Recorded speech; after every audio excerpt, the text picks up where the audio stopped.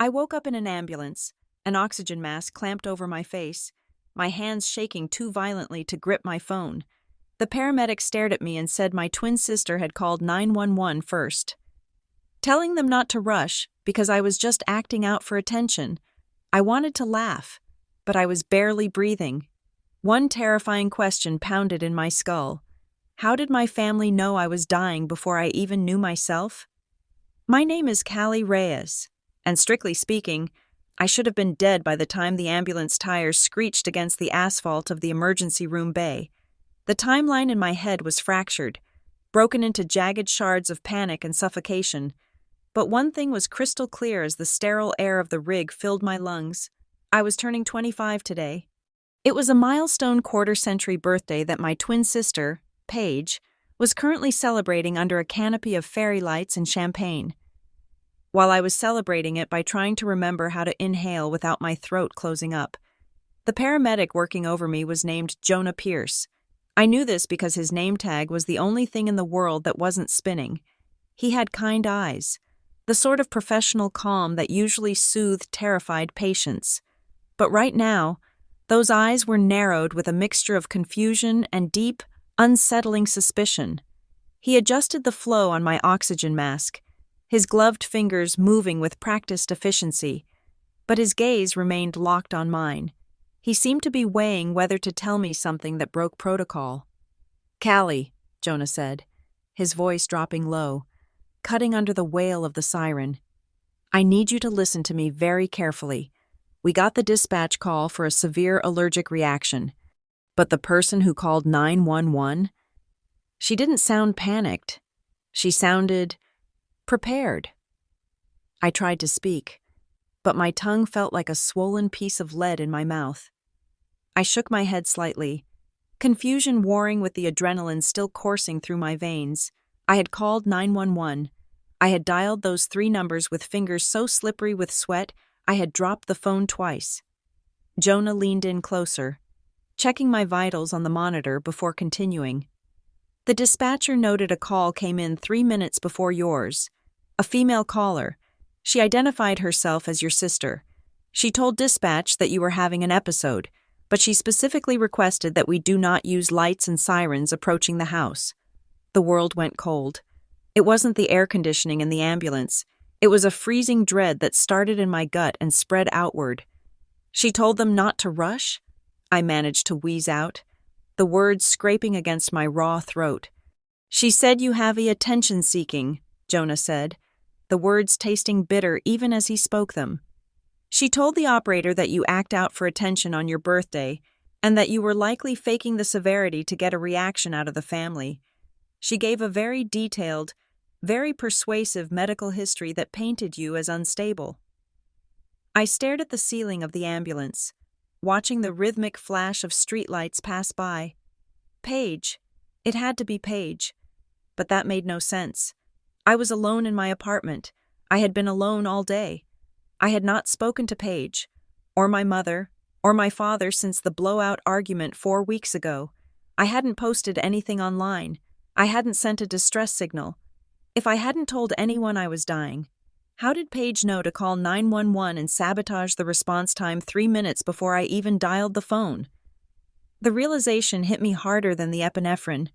She knew I was going to have a reaction because she knew exactly what I had just eaten.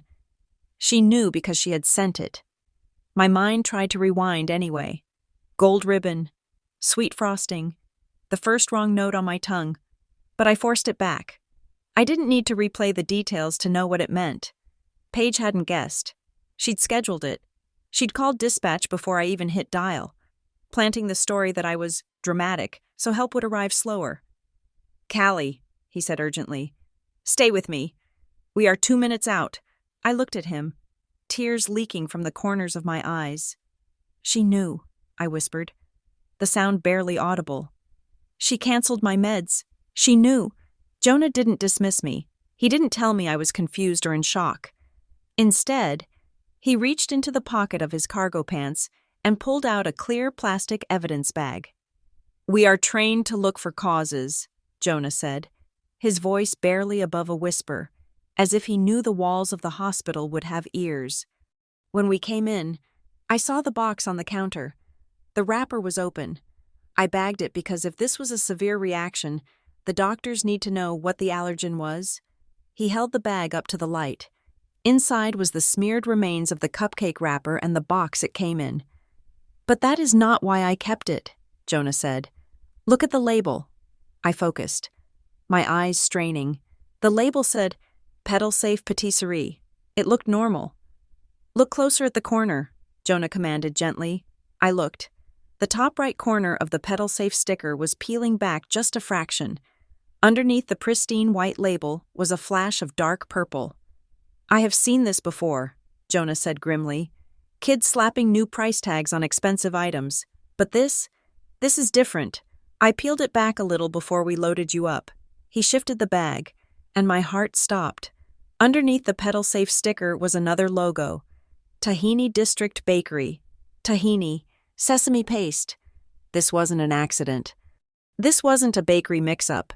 Tahini District was a bakery that specialized in sesame-based desserts. Their entire kitchen was coated in the one thing that could kill me.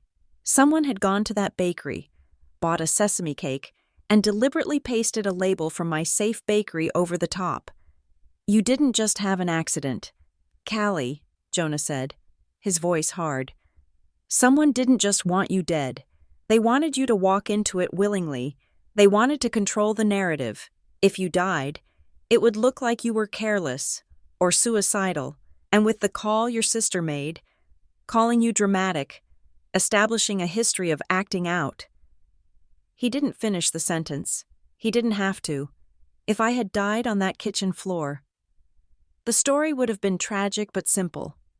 Callie, the unstable drama queen, made a mistake.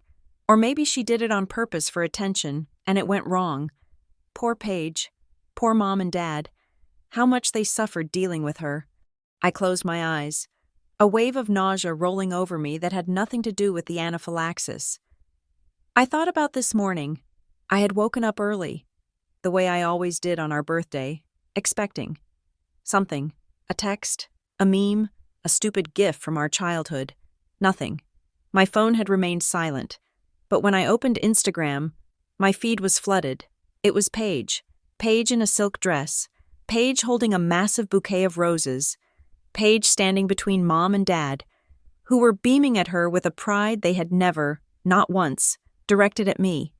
The caption on the first photo read, "The Big 2 to 5. So grateful for this life and the people who make it beautiful. Can't wait for the party tonight. Birthday girl blessed." And then, a comment from my mother underneath. "My beautiful girl, you deserve the world." There was no mention of me. It was as if I didn't exist, as if they had pruned the family tree and cut off the branch that didn't fit the aesthetic. I had scrolled through the photos, feeling that familiar, hollow ache in my chest. The party preparations looked massive. A tent in the backyard of my parents' estate, catering trucks, a 3-tier cake, and then I remembered the conversation from 4 weeks ago. The last time I saw them, the last time I stood in that house.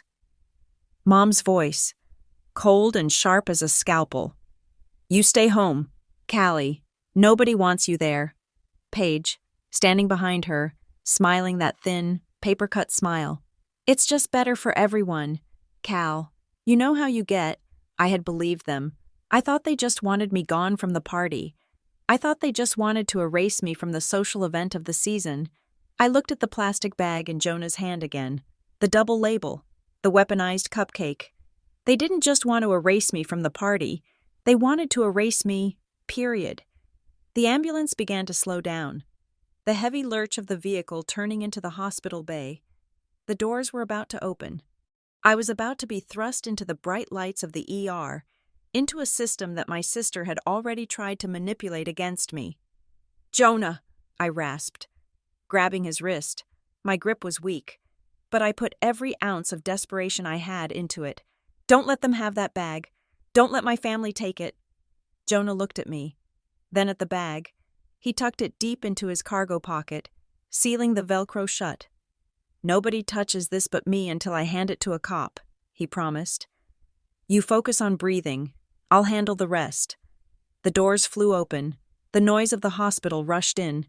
Voices, beeping monitors, the clatter of gurneys. As they unloaded me, I stared up at the night sky for a brief second before we rolled under the concrete overhang. I was alive. That was their mistake. They thought I was the extra, the dramatic side character in the Paige Reyes show. They thought I would fade out quietly, a tragic footnote in their perfect lives. But as the adrenaline cleared the fog in my brain, the fear began to calcify into something else, something harder, something hotter. I wasn't the extra anymore. I was the witness. And to understand how a birthday cupcake turned into an attempted murder weapon, you have to understand that this didn't start with sesame seeds and a fake label. It didn't start with the 911 call. It started 4 weeks ago, on a Tuesday afternoon, with a phone call that changed the architecture of my entire family. It started when the only person who actually loved me fell down. 4 weeks ago. The world was mundane. It was a Tuesday afternoon, the kind of day that felt heavy with gray skies and the low hum of office machinery. I was sitting at my desk at Hollowbrook Record Solutions, staring at a stack of digitized medical archives that needed to be indexed. The job was not glamorous. It was data entry, essentially, tucked away in a windowless room that smelled perpetually of stale coffee and toner ink. My family often made subtle, stinging jokes about it. Paige was a marketing coordinator for a high-end lifestyle brand, a job that required her to be visible and shiny. I was in the basement of the corporate world, managing the histories of other people because I barely had a grip on my own. My phone buzzed against the laminate desktop. It was not a number I recognized. My family rarely called me during the day unless they needed something. A ride, a forgotten password, a scapegoat. So I picked it up with a neutral, professional greeting. The voice on the other end was frantic. It was Mrs. Gable, the elderly woman who lived next door to my grandmother. Lorraine Delaney, Mrs. Gable told me that she had gone over to borrow some sugar and found the front door unlocked.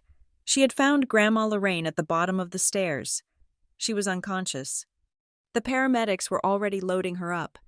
I did not ask if anyone had called my parents. I did not ask if Paige knew.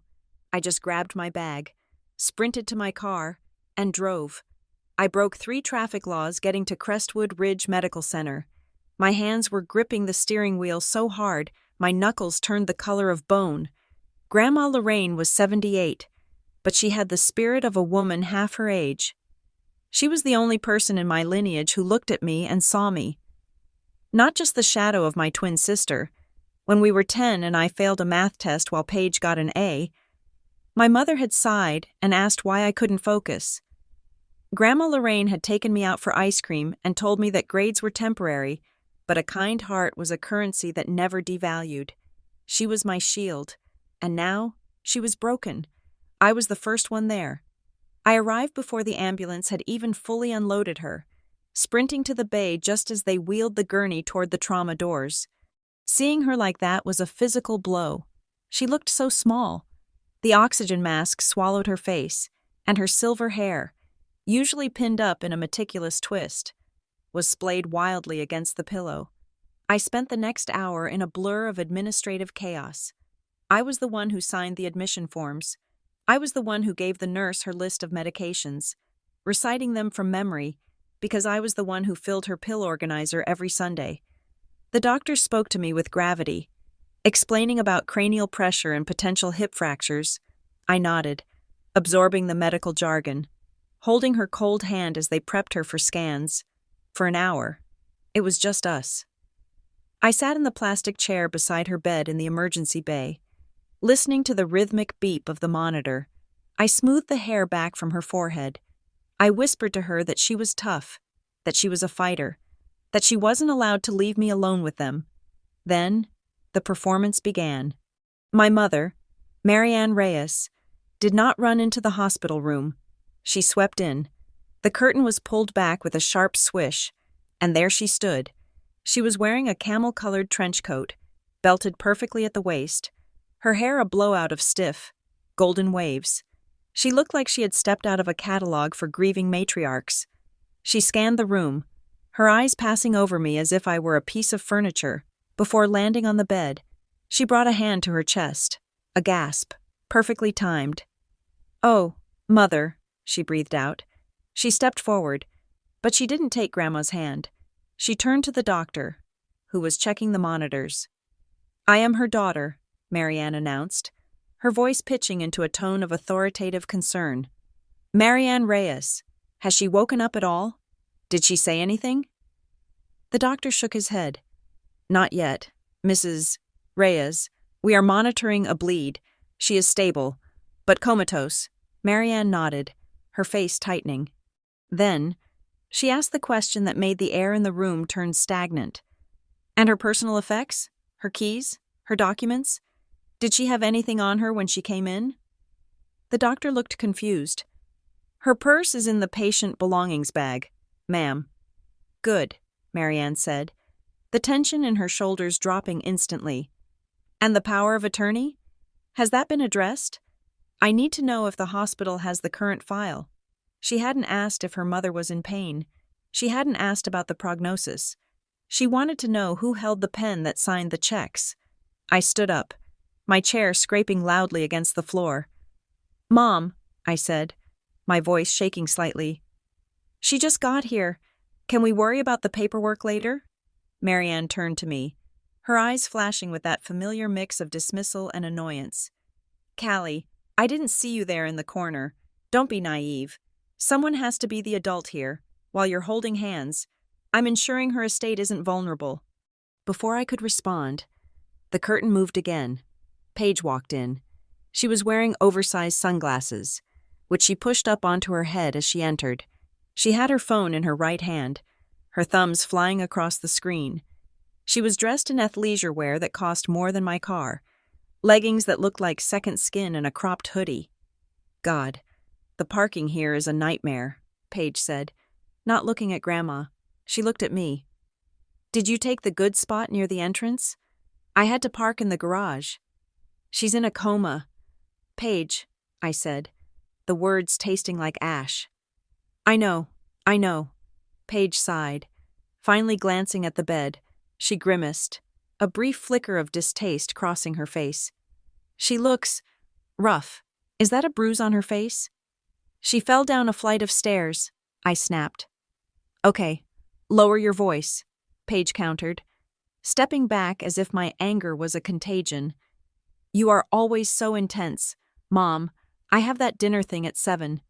Do I need to stay, or is this a waiting game?" Marianne looked at her watch. "Stay for a bit.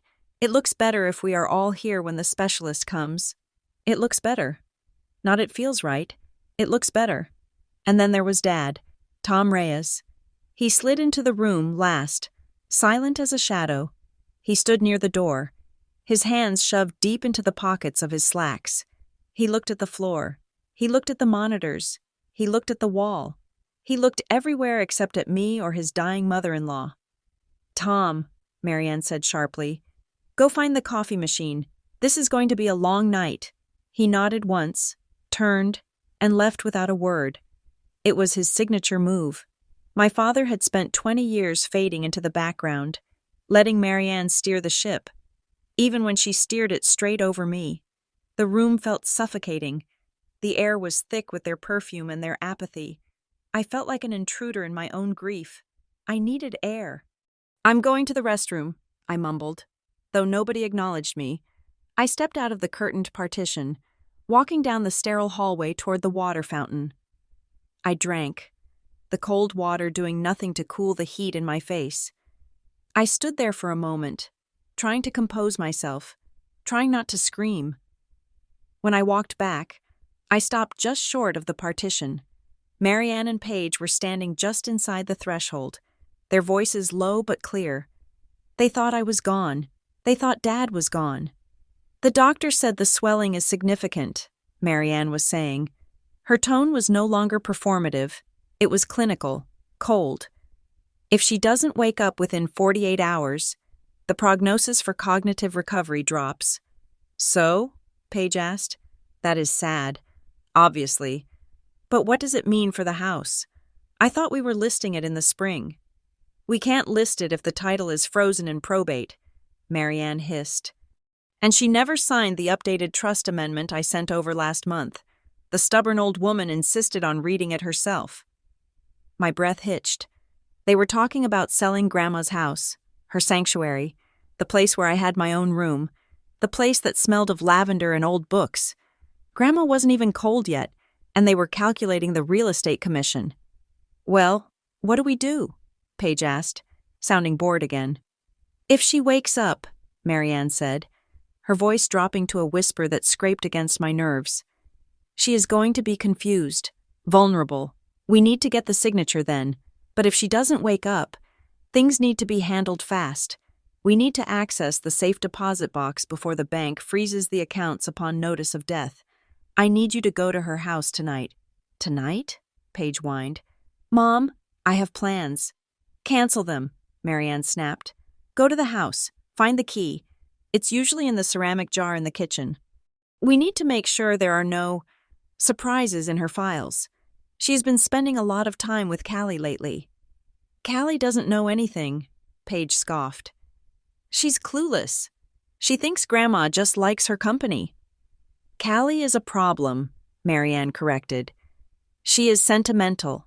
If she finds out we are liquidating the assets before the funeral is even planned, she will make a scene. She will try to play the martyr. We need to secure everything before she realizes what is happening." I backed away. My heart was hammering against my ribs like a trapped bird. They weren't here to say goodbye. They were here to perform a hostile takeover.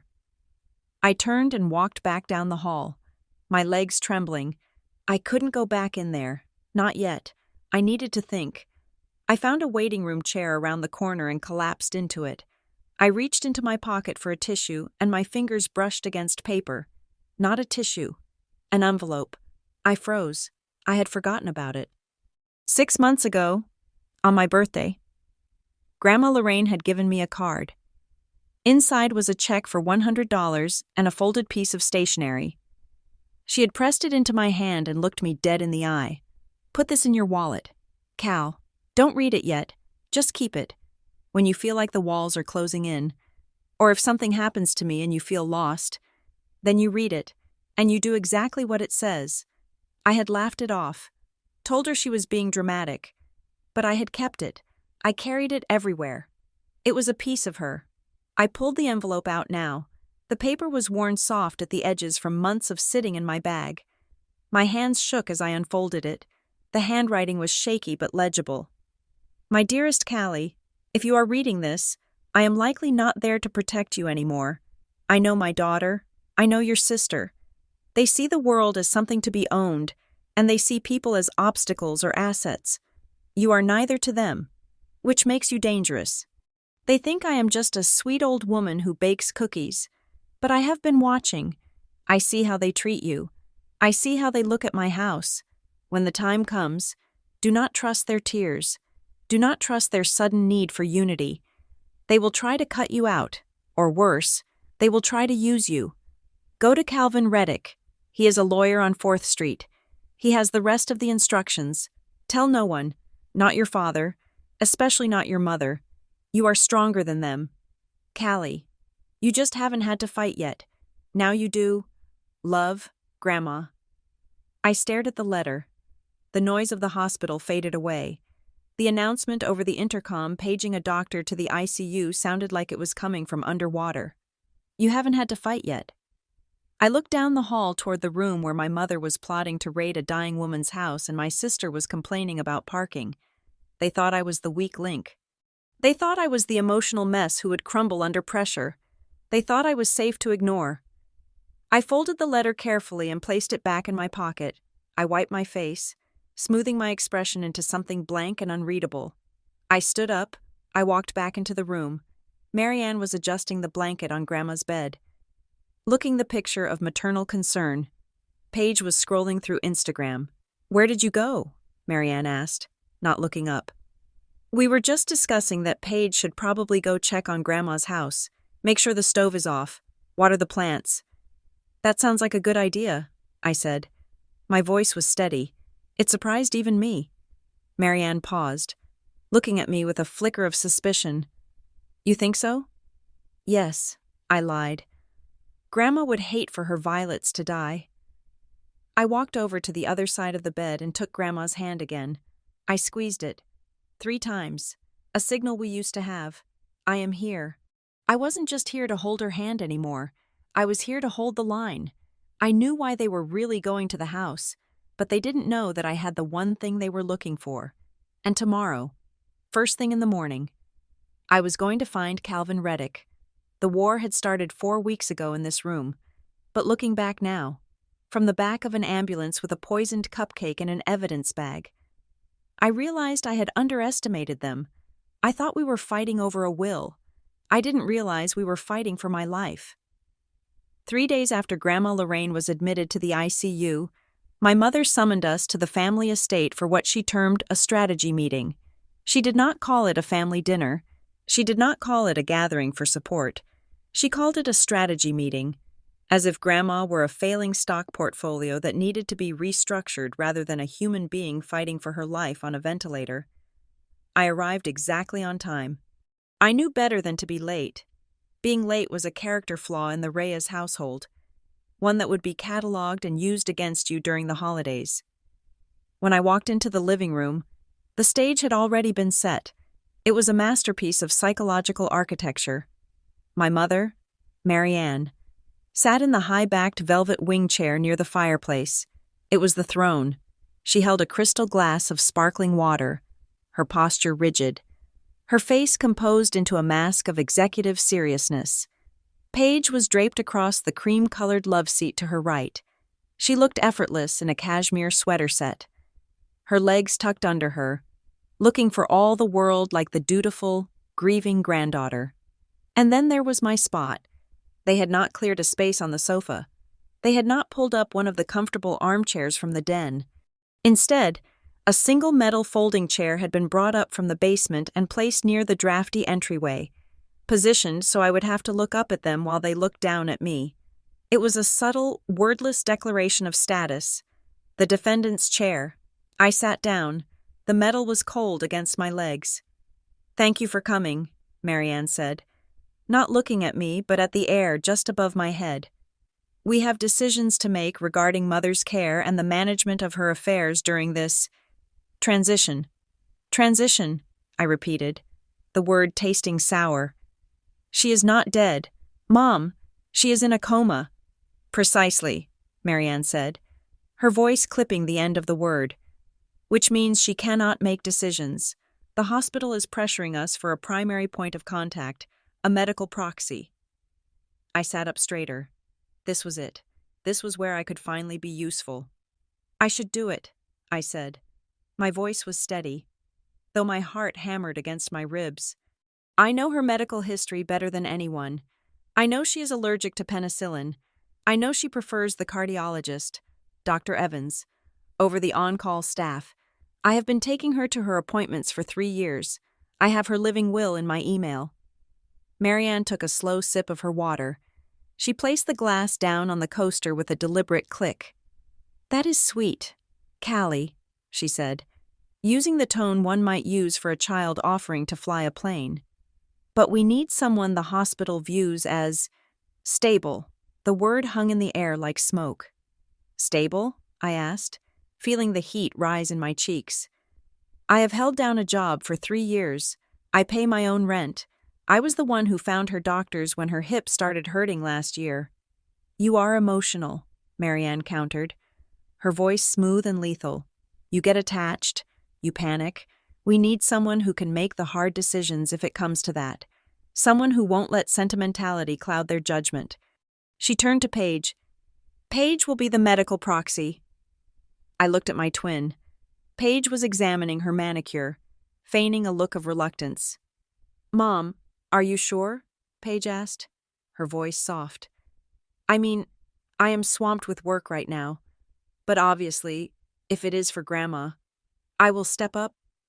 "You are the logical choice," Marianne stated. "You are poised. You articulate yourself well. The doctors will respect you." I felt like I was being erased in real time. "Paige doesn't even know the names of Grandma's medications," I argued, desperation creeping into my tone. She hasn't visited Grandma in 6 months. Paige looked up then, her eyes wide and innocent. See, she said, gesturing to me. This is what I mean. Mom, she is getting worked up already. Remember the panic attack she had at graduation just because she couldn't find her tassel? It was embarrassing. We can't have that kind of energy in the ICU. It puts the doctors on edge. I didn't have a panic attack, I snapped. I was upset because you hid my tassel. You see, Paige said, offering a small, sad smile to our mother. She rewrites history to make herself the victim. It is pathological. Imagine if she does that with the doctors. Oh, the doctor hates me. So he is not treating Grandma right. It would be a liability. Marianne nodded as if Paige had just delivered a brilliant legal argument. Agreed. Paige is the proxy. I have already faxed the paperwork to the hospital legal team. It is done. The gavel had banged. Case closed. I sank back against the hard metal of the chair. The injustice of it sitting heavy in my stomach. They had taken the one thing I was good at, caring, and twisted it into a weakness. Now, Marianne said, shifting her weight and brightening instantly. On to happier business. We cannot let this situation drag us entirely into the dark. Life must go on, specifically, next month. She clapped her hands together once. The 25th birthday. My head snapped up. I have been on the phone with the event planner all morning, Marianne gushed, the grief mask vanishing entirely. We are going to do it in the garden, weather permitting, a Midsummer Night's Dream theme, but chic, not costumey, champagne towers, a string quartet that transitions into a DJ for the after-party. We are looking at a guest list of 200 people. The mayor's wife is coming. The CEO of Paige's company is coming. She looked at Paige, her eyes shining with pride. It is going to be your debut, darling, a real introduction to the society of this town. 25 is a serious age. It is time everyone sees you for the woman you have become. I sat there, frozen. They were planning a gala, a coronation. What about me? I asked. The room went silent. The grandfather clock in the hall ticked loudly. Tick, tock, tick, tock. Marianne looked at me, her expression shifting from excitement to mild annoyance, as if a fly had buzzed near her ear. What about you, Callie? It is our birthday, I said. We are twins. We were born 12 minutes apart. You are throwing a party for 200 people on our birthday. Marianne sighed. A long, weary exhalation through her nose. She looked at Paige, then back at me. Callie, be realistic, she said. This is a high-pressure event. Important people will be there. There will be networking. There will be toasts. It requires a certain level of social grace. She leaned forward slightly, her eyes locking onto mine. You hate crowds, she said. You are awkward with strangers. You always stand in the corner looking miserable. And then people ask me what is wrong with you, and I have to spend my entire evening making excuses. Oh, Callie is just shy. Oh, Callie is having a hard day. It is exhausting for everyone. I don't look miserable, I whispered. I just don't have anyone to talk to because you exclude me. We are not doing this, Marianne said firmly. Not this year. This year is about Paige. She has worked hard. She has earned a celebration. She paused, letting the silence stretch out, letting the weight of her next words gather momentum. I think it is best if you just stay home. Callie, the words hit me like a physical slap. I blinked, trying to process the absolute cruelty of it. You want me to stay home? I asked, my voice trembling. On my birthday? While you throw a party for my twin sister in the house I grew up in? It is for your own good, Marianne said, her voice dropping to that cold, reasonable register she used when she was destroying me. You would be unhappy here. You would make Paige feel guilty just by being here and looking like a tragedy. Nobody wants that. She leaned back, crossing her legs. Stay home, Callie. Nobody wants you there. The sentence hung in the air, vibrating. It wasn't just a rejection of my presence at a party. It was a rejection of my existence. It was a confirmation of everything I had suspected since I was 7 years old. I was the spare, the error, the draft that should have been deleted. I looked at Paige. I waited for her to say something. I waited for her to say, "Mom, that is harsh. She is my sister. She has to be there." Paige didn't look away. She met my gaze, and then, slowly, the corners of her mouth lifted. It wasn't a grin. It wasn't a smirk. It was a smile as thin and sharp as the edge of a fresh sheet of paper. It was a smile that said, "Finally, you are gone." "It might be more relaxing for you, Cal," Paige said softly. "You know how you get with loud music. You can order takeout, watch a movie, treat yourself." She was agreeing. She wasn't just accepting it, she was endorsing it. She wanted the spotlight to herself. She wanted to stand in the garden with the champagne and the mayor's wife and not have to explain the girl in the corner with the same face but the cheaper shoes. I stood up. The metal chair scraped violently against the hardwood floor, a harsh, ugly sound that made Marianne wince. "Okay," I said. I was surprised by how calm I sounded. It was the calm of total devastation. "Okay, I will stay home." "Good," Marianne said, already reaching for her phone. "I am glad you are being reasonable for once. Now, Paige, about the cake flavors." I walked out. They didn't watch me go. They were already discussing vanilla bean versus lemon zest. I walked out the front door, down the long stone path that I had walked 1,000 times, and got into my 10-year-old sedan. I didn't cry on the drive home. I felt hollowed out, scraped clean of any emotion other than a dull, throbbing ache.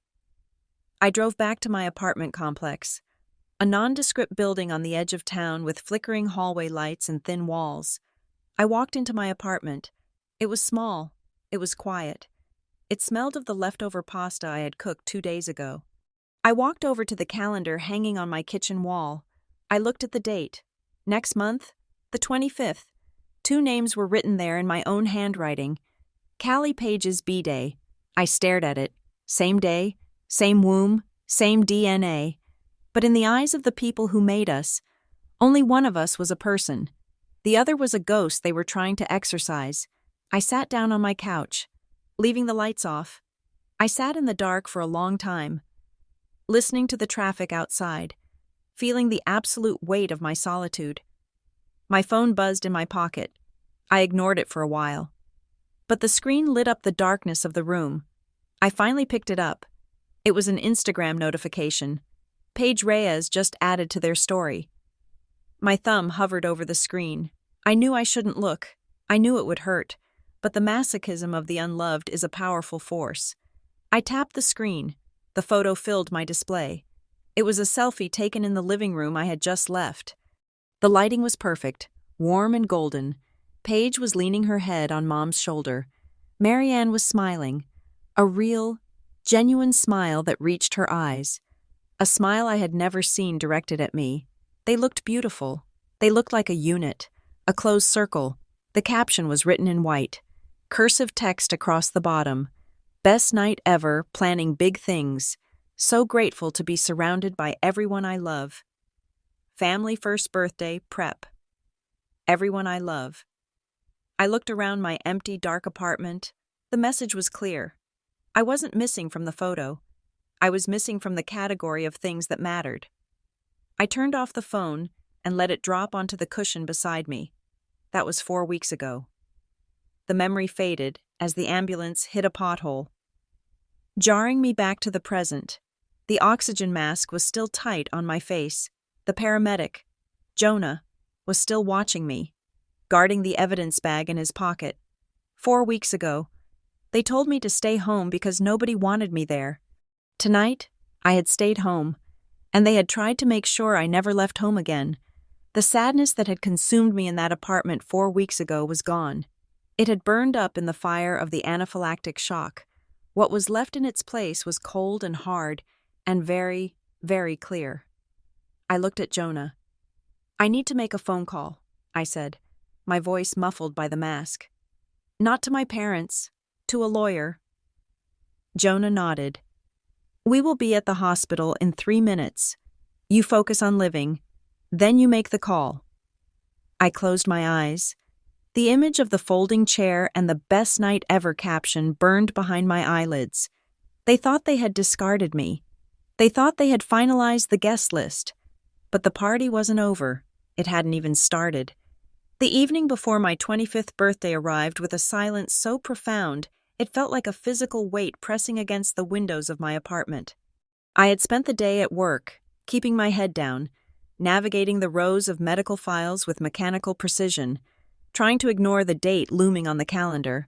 When I got home, the hallway of my building smelled of stale cleaning fluid and someone's burnt popcorn. A stark contrast to the scent of fresh-cut gardenias that I knew would be wafting through the halls of my parents' estate right now. I unlocked my door and almost tripped over the package. It was sitting right on the welcome mat. A small, pristine cube of a box wrapped in cream-colored paper. A thick, shimmering gold ribbon was tied around it in a complex, professional bow.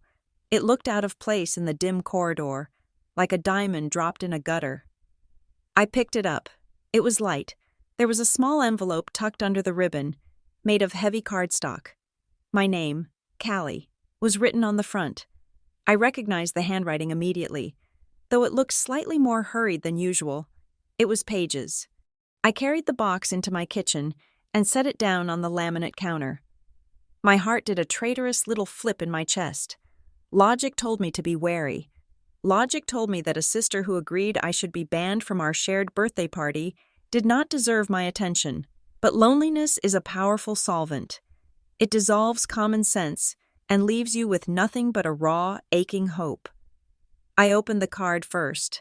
Happy 25th. Sis, I miss you. Let's fix this. Paige. I stared at the words, I miss you. It was a breadcrumb. A tiny, stale breadcrumb thrown to a starving bird. I wanted to sneer at it, but my eyes stung. Maybe the party planning had made her nostalgic. Maybe, amidst the 200 guests and the champagne towers, she had realized that half of her soul was missing. I untied the ribbon. The box fell open to reveal a single, immaculate cupcake. It was a vanilla bean sponge with a high swirl of buttercream frosting, topped with a delicate fondant flower. But what made my breath catch was the logo stamped on the inner cardboard ring holding the cupcake in place. Petal Safe Patisserie. My throat tightened. But not from an allergy, from emotion. Petal Safe was the only bakery in the city I trusted. I had discovered them 3 years ago. They ran a strict, nut-free, seed-free facility, no sesame, no peanuts, no cross-contamination. I had raved about them to Paige once, years ago, after I had eaten a slice of their cake and cried because it was the first time I hadn't felt fear while eating dessert. She remembered. She had gone out of her way to go to the one specific place that was safe for me. I closed the lid, leaving the cupcake on the counter. I wasn't going to eat it yet. I wanted to save it. It felt like a peace treaty. I went to bed that night with the box sitting in the kitchen like a promise. And for the first time in weeks, I slept without the crushing weight of rejection sitting on my chest. The morning of our birthday broke gray and overcast. I woke up at 7 o'clock, the exact time we were born. I reached for my phone, the muscle memory of expectation kicking in before my brain could stop it. No texts, no missed calls. I opened my notifications. Nothing from Mom, nothing from Dad, nothing from Paige. I opened Instagram. The screen exploded with color. Paige's story was a seamless montage of adoration. The first slide was a video from last night's setup. The garden looked like Versailles. Strands of Edison bulbs were strung between the ancient oaks. Tables were draped in linens that probably cost more than my monthly rent. I tapped to the next slide. It was a photo of the cake, a 3-tier architectural marvel, dripping with gold leaf and sugar orchids. The next slide broke me. It was a boomerang video of Mom and Paige. Mom was wrapping a diamond necklace around Paige's neck. Paige turned to the camera, blowing a kiss, while Mom looked at her with an expression of worship. The caption read, "The Queen gets her crown. Can't wait for tonight." I sat up in bed, the sheets pooling around my waist. The silence of my apartment felt louder now. They weren't just ignoring me, they were celebrating my absence. I was the ghost they had successfully exorcised so the real party could begin. I got up and walked into the kitchen. The cream-colored box was still there. I looked at the clock. 7:15 in the morning. I didn't have a party. I didn't have a diamond necklace. I didn't have a mother who looked at me like I was a queen. I had a job I had to go to in 2 hours, and I had a cupcake. I found a single, half-used birthday candle in my junk drawer, a leftover from a darker time. I stuck it into the center of the buttercream. I lit it with a match, watching the small flame flicker in the drafty air of my kitchen. "Happy birthday to us," I whispered to the empty room. I blew out the candle. The smoke curled up, smelling of burnt wax. I peeled the paper liner down. The cake felt moist, heavy with promise. I took a bite. The frosting was sweet, a rush of sugar that hit my tongue pleasantly. But as I bit down into the sponge, the flavor profile shifted. It wasn't the clean, floral taste of vanilla bean. It was heavy, oily. There was a rich, roasted undertone that coated the roof of my mouth. Thick and cloying. I stopped chewing. My brain tried to reject the data. "It's pedal safe," I told myself. "It's safe. It's safe." Then the tingle started. It began on the tip of my tongue, a sharp, electric fizzing sensation. It moved instantly to my gums, turning the soft tissue hot and prickly. I spat the mouthful into the sink, my heart hammering a sudden, violent rhythm against my ribs. I rinsed my mouth with water, scrubbing at my tongue with my fingers, but the oiliness wouldn't leave. The reaction was not gradual. It was an avalanche. Within 30 seconds, my lips felt like they were vibrating. They were swelling, ballooning out with a speed that was terrifying. I looked at my reflection in the window above the sink. My face looked distorted, flushed with a heat that burned from the inside out.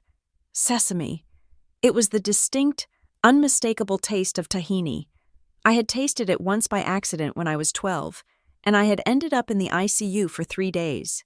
This was stronger. This was concentrated. A wheeze tore out of my throat, a high, thin sound like a whistle. My airway was closing. The tissue in my throat was expanding, knitting together, shutting off the oxygen. Panic kills you faster than the poison, a doctor had told me once. Stay calm. I stumbled backward, knocking a chair over. My purse. I needed my purse. I lunged for my bag on the entryway table, my vision already swimming with black spots. My fingers were clumsy, thick and uncooperative. I ripped the zipper open, dumping everything onto the floor. Keys clattered. A lipstick rolled away. I clawed through the mess.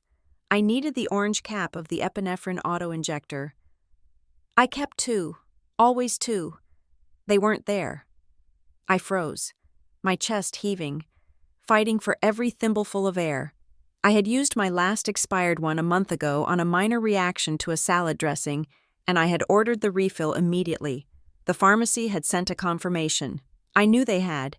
I grabbed my phone, my fingers shaking so hard I dropped it twice before I could unlock it. I opened the pharmacy app. I stared at the screen, my brain struggling to process the text through the gray fog encroaching on my vision. Order status. Cancelled. Date. Yesterday. Reason. Customer request. The air in the room seemed to vanish. I didn't cancel it. I would never cancel it. It was my lifeline. My knees gave out. I hit the floor hard, the impact jarring my teeth. The world was narrowing down to a tunnel. I couldn't breathe. I was drowning on dry land. I tapped the emergency icon on my phone. The line rang. 1 ring, 2 rings. 911. What is your emergency? Anna? Phi? Laxus? I choked out. The word was a mangled mess. My tongue was too big for my mouth. Can't breathe? There was a pause on the other end, a strange, hesitant pause. Ma'am, is this the resident at apartment 4B? The dispatcher asked. Her voice wasn't urgent. It was annoyed. Yes, I wheezed, black darkness creeping in from the edges of my sight. Help! We have a unit en route. Ma'am, the dispatcher said, her tone flat. But we received a call from a family member stating you might be having a panic attack. She said you tend to exaggerate symptoms when you are upset. I couldn't scream. I couldn't argue. The horror of it washed over me, colder than the lack of oxygen. She called first. My sister had called 911 while I was still sleeping. She had primed them. She had weaponized the emergency response system against me. Not panic, I gasped, the phone slipping from my sweat-slicked hand. Poi, son. The phone hit the floor. The screen went dark. I rolled onto my side, clutching at my throat. I was going to die on my kitchen floor. Next to a cupcake with a gold ribbon, I looked at the box. It was right there, eye level with me on the floor where it had fallen. My vision was failing. But I saw the label. The condensation from the fridge had made the sticker damp. The top corner of the pedal-safe label had curled back just a fraction. Underneath, printed in a distinct dark purple font, were the letters Ta. Ni. It wasn't pedal-safe. It was a lie pasted over a bullet. I heard the siren then. It was distant. No lights, no urgency, just a slow approach. They were coming for a panic attack. They were coming for a drama queen. By the time the door burst open, I was barely conscious. I felt hands on me. Rough, urgent hands. Respiratory distress. We have Strider. Get the bag valve mask. That was a male voice. Jonah. I felt the prick of a needle. Epinephrine. Finally. But it felt miles away. Wait! Jonah's voice cut through the chaos. Look at this! I couldn't open my eyes, but I heard the rustle of the box being lifted. The dispatcher said she was acting out, Jonah said, his voice dropping to a low, dangerous growl. But look at this label. It is peeling. I heard the sound of a sticker being scraped. Tahini District, Jonah read out. This isn't a panic attack. This is a sesame cake in a nut-free box. Jesus, another voice whispered. Who does that? Someone who wanted to make sure she took a bite, Jonah replied. I felt the gurney lift. I felt the rush of movement. But as the drug hit my system and my heart kick-started into a frantic rhythm of survival, one thought cut through the haze, sharp and terrifying. It wasn't the cupcake. Anyone could buy a cupcake. Anyone could print a label. But to cancel my prescription?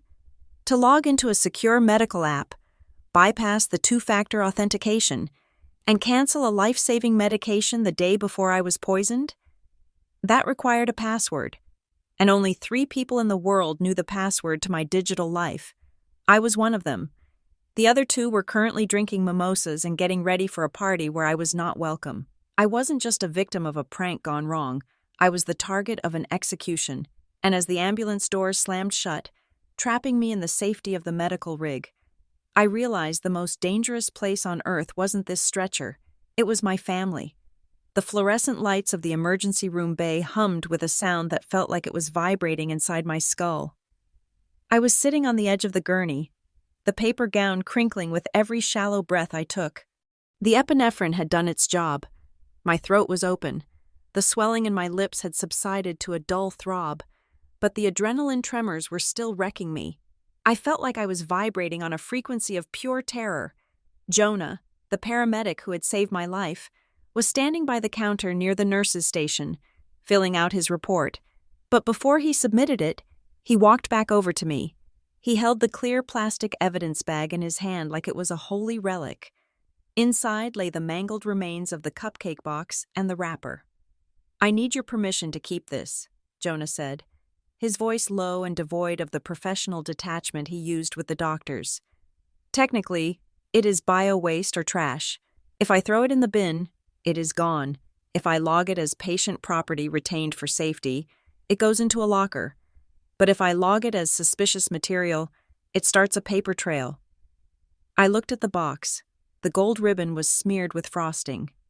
Keep it, I whispered. My voice sounded like gravel, raw and unfamiliar. Please, don't let them throw it away. Jonah nodded. He set the bag down on the metal tray table between us. He pulled out his phone.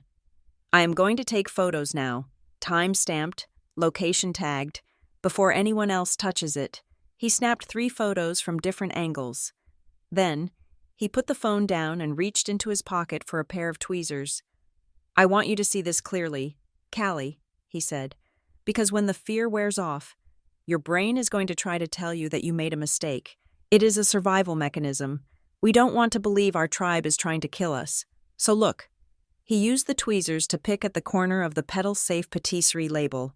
The sticker was high quality, glossy, the kind used by expensive bakeries, but the corner was already lifting, weakened by the condensation I had noticed earlier. With surgical precision, Jonah peeled the label back. It made a soft tearing sound, like skin being pulled from a wound. Underneath the soft pastel pink and green of the Pedal Safe logo was a different sticker entirely. This one was dark purple with bold, orange lettering. Tahini District Bakery, specializing in sesame halva delights. I stared at it. The world seemed to tilt on its axis. It wasn't a mistake. It wasn't a bakery mix-up where a tray got misplaced. Tahini District was on the other side of the city. Pedal Safe was in the suburbs. They were competitors with completely different business models. Someone had gone to the Sesame Bakery, bought a deadly weapon disguised as a treat, and then applied a counterfeit label from my safe haven over it. "That is not negligence," Jonah said quietly, his eyes hard. "That is craftsmanship." A cold sweat broke out on the back of my neck. I looked at the handwriting on the card again, which Jonah had also bagged. "Happy 25th, sis." "The handwriting," I murmured, the realization blooming like a bruise. It looked like pages, but it was shaky. The loops on the Y were too wide. I closed my eyes, picturing my sister. Paige was a perfectionist. Her handwriting was calligraphy perfect, honed by years of writing thank you notes for social events. She didn't have shaky hands. "Forgery?" Jonah asked. "Or she wrote it with her left hand to make it look casual," I said, a bitter laugh bubbling up in my chest. "Or maybe Mom wrote it. Mom has a tremor in her right hand when she skips her beta blockers." Jonah sealed the bag. The sound of the zipper locking was the most comforting thing I had heard all day. He took a marker and wrote the date, time, and his initials across the seal. "I had a case 5 years ago," Jonah said, leaning against the gurney, crossing his arms. "Rich family in the hills, the daughter fell off a balcony. We got there, and the parents were sobbing, wailing about how clumsy she was, how she had been drinking. They had a whole story ready before we even checked a pulse." He looked at me, his expression grim. The toxicology report showed she was sober. The railing she fell over was higher than her waist. It is physically impossible to fall over it by accident, but the parents had called 911 20 minutes after the fall. They spent that time cleaning the scene. They controlled the narrative. They told us she was drunk, so we looked for alcohol. They told us she was clumsy, so we wrote accidental on the initial report. He tapped the bag. "Your sister called 911 3 minutes before you did. She told dispatch you were acting out and seeking attention. She was planting the seed. Callie, she wanted us to walk in there, see a girl on the floor, and think, 'Oh, here we go, another drama queen.' She wanted us to move slow. She wanted us to hesitate with the epinephrine." I shivered. It was a calculated delay. If Jonah hadn't been sharp, if he had listened to the dispatch notes instead of his eyes, I would be dead. "I can't go home," I said. The realization wasn't a question. It was a verdict. "They have keys to my apartment. Mom insisted on having a spare set for emergencies. If you go back there, they will finish the job." Jonah finished for me. "Or they will come over to comfort you and ensure that box disappears." I looked at the clock on the wall. It was nearly noon. The party, the real party, started at 6. "I need to leave," I said, swinging my legs off the gurney. "I need to get out of here before they find out which hospital I was taken to. Technically, I should advise you to stay for 4 hours of observation," Jonah said. "But unofficially, get lost. Callie, disappear. I signed the discharge papers with a hand that was barely steady. I walked out of the hospital through the side exit, avoiding the main waiting room just in case. The sun was high and bright, mocking the darkness of my reality. I didn't take an Uber. An Uber left a digital trail. My family had access to my ride-sharing account through the family plan I had never bothered to decouple. I walked 3 blocks to a bank ATM. I withdrew $500, the daily limit. Then I walked another 4 blocks to a convenience store, bought a cheap baseball cap and sunglasses, and hailed a yellow taxi the old-fashioned way. "Where to?" the driver asked. "The Starlight Motel on Route 9, I said. It was a dilapidated roadside place on the edge of town, the kind of place where people went when they didn't want to be found. The room smelled of stale tobacco and lemon pledge. The carpet was sticky, but it had a heavy deadbolt on the door, and the clerk hadn't asked for ID when I slapped the cash on the counter. I sat on the edge of the sagging mattress and took my phone out. My first instinct was to check my location settings. I turned off the GPS. I turned off the Find My Friends feature that Paige had bullied me into activating years ago for safety. Then, I opened my email. I needed to know about the medicine, the cancellation. I scrolled through my inbox. Nothing. No confirmation of cancellation. No notification. That didn't make sense. The pharmacy always sent an email. I tapped on the menu and went to the trash folder. Nothing. I felt a cold knot tighten in my stomach. Whoever did this was thorough. They hadn't just deleted the email. They had emptied the trash. I went to the settings tab of my email account. I clicked on filters and blocked addresses. There it was. A new rule. Created yesterday at 4:30 in the afternoon. If sender contains Crestwood Pharmacy, then skip inbox. Mark as read. Delete it. I stared at the screen. My hands were trembling again. This wasn't just Paige being mean. This wasn't just Mom being controlling. This was technical. This was premeditated murder masked as administrative error. Someone had logged into my account, set up a specific filter to hide the evidence of the medication cancellation, and then logged out. They knew I relied on the auto-refill notification. They knew I wouldn't check the app unless I got an email saying something was wrong. They counted on my routine. They counted on my trust in the system. I took a screenshot of the filter rule. Then I took a screenshot of the IP address history in the security tab. Last login. Yesterday, 4:30 p.m. Location, the Reyes Estate, 108 Oakwood Drive. There was the smoking gun. They hadn't even bothered to use a VPN. They were so arrogant, so sure that I was too stupid or too dead to check the technical logs, that they had done it from the home Wi-Fi. I felt a surge of rage so hot it almost blinded me. They were probably getting their hair and makeup done right now. Paige was probably practicing her surprised face for the gifts. Mom was probably yelling at the caterers about the napkin folds. And I was sitting in a motel room, gripping a phone that held proof they tried to kill me. The phone rang in my hand, making me jump. It wasn't a saved number. It was a local area code. I hesitated. If it was Mom, I didn't want to hear her voice. If it was Paige, I might scream. But something told me to answer. Maybe it was the adrenaline. Maybe it was the fact that I had nothing left to lose. "This is Callie," I answered, my voice sharp. "Ms. Reyes." A deep, gravelly voice responded. It sounded like old leather and cigar smoke. "My name is Calvin Reddick. I am an attorney." The name hit me like a physical blow. Calvin Reddick, the name in Grandma Lorraine's letter. The name she told me to find when the walls started closing in. I was going to call you," I stammered. "How did you get my number?" "Your grandmother gave it to me 3 months ago," Calvin said. His tone was urgent, cutting through the pleasantries. "She instructed me to monitor certain parameters.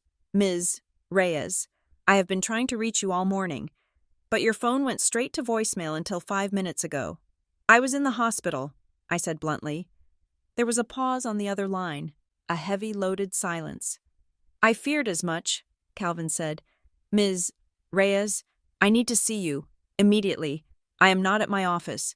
I am at a secure location near the courthouse. Can you get to me?" "Why?" I asked. "What is happening?" I received a notification from the probate court this morning, Calvin said, his voice dropping lower. Your mother and sister filed an emergency petition for temporary guardianship over your grandmother's estate at 9 o'clock this morning. They claimed your grandmother is incapacitated and that there are urgent financial matters requiring immediate liquidation of assets. They want to sell the house, I said, remembering the conversation in the hospital hallway.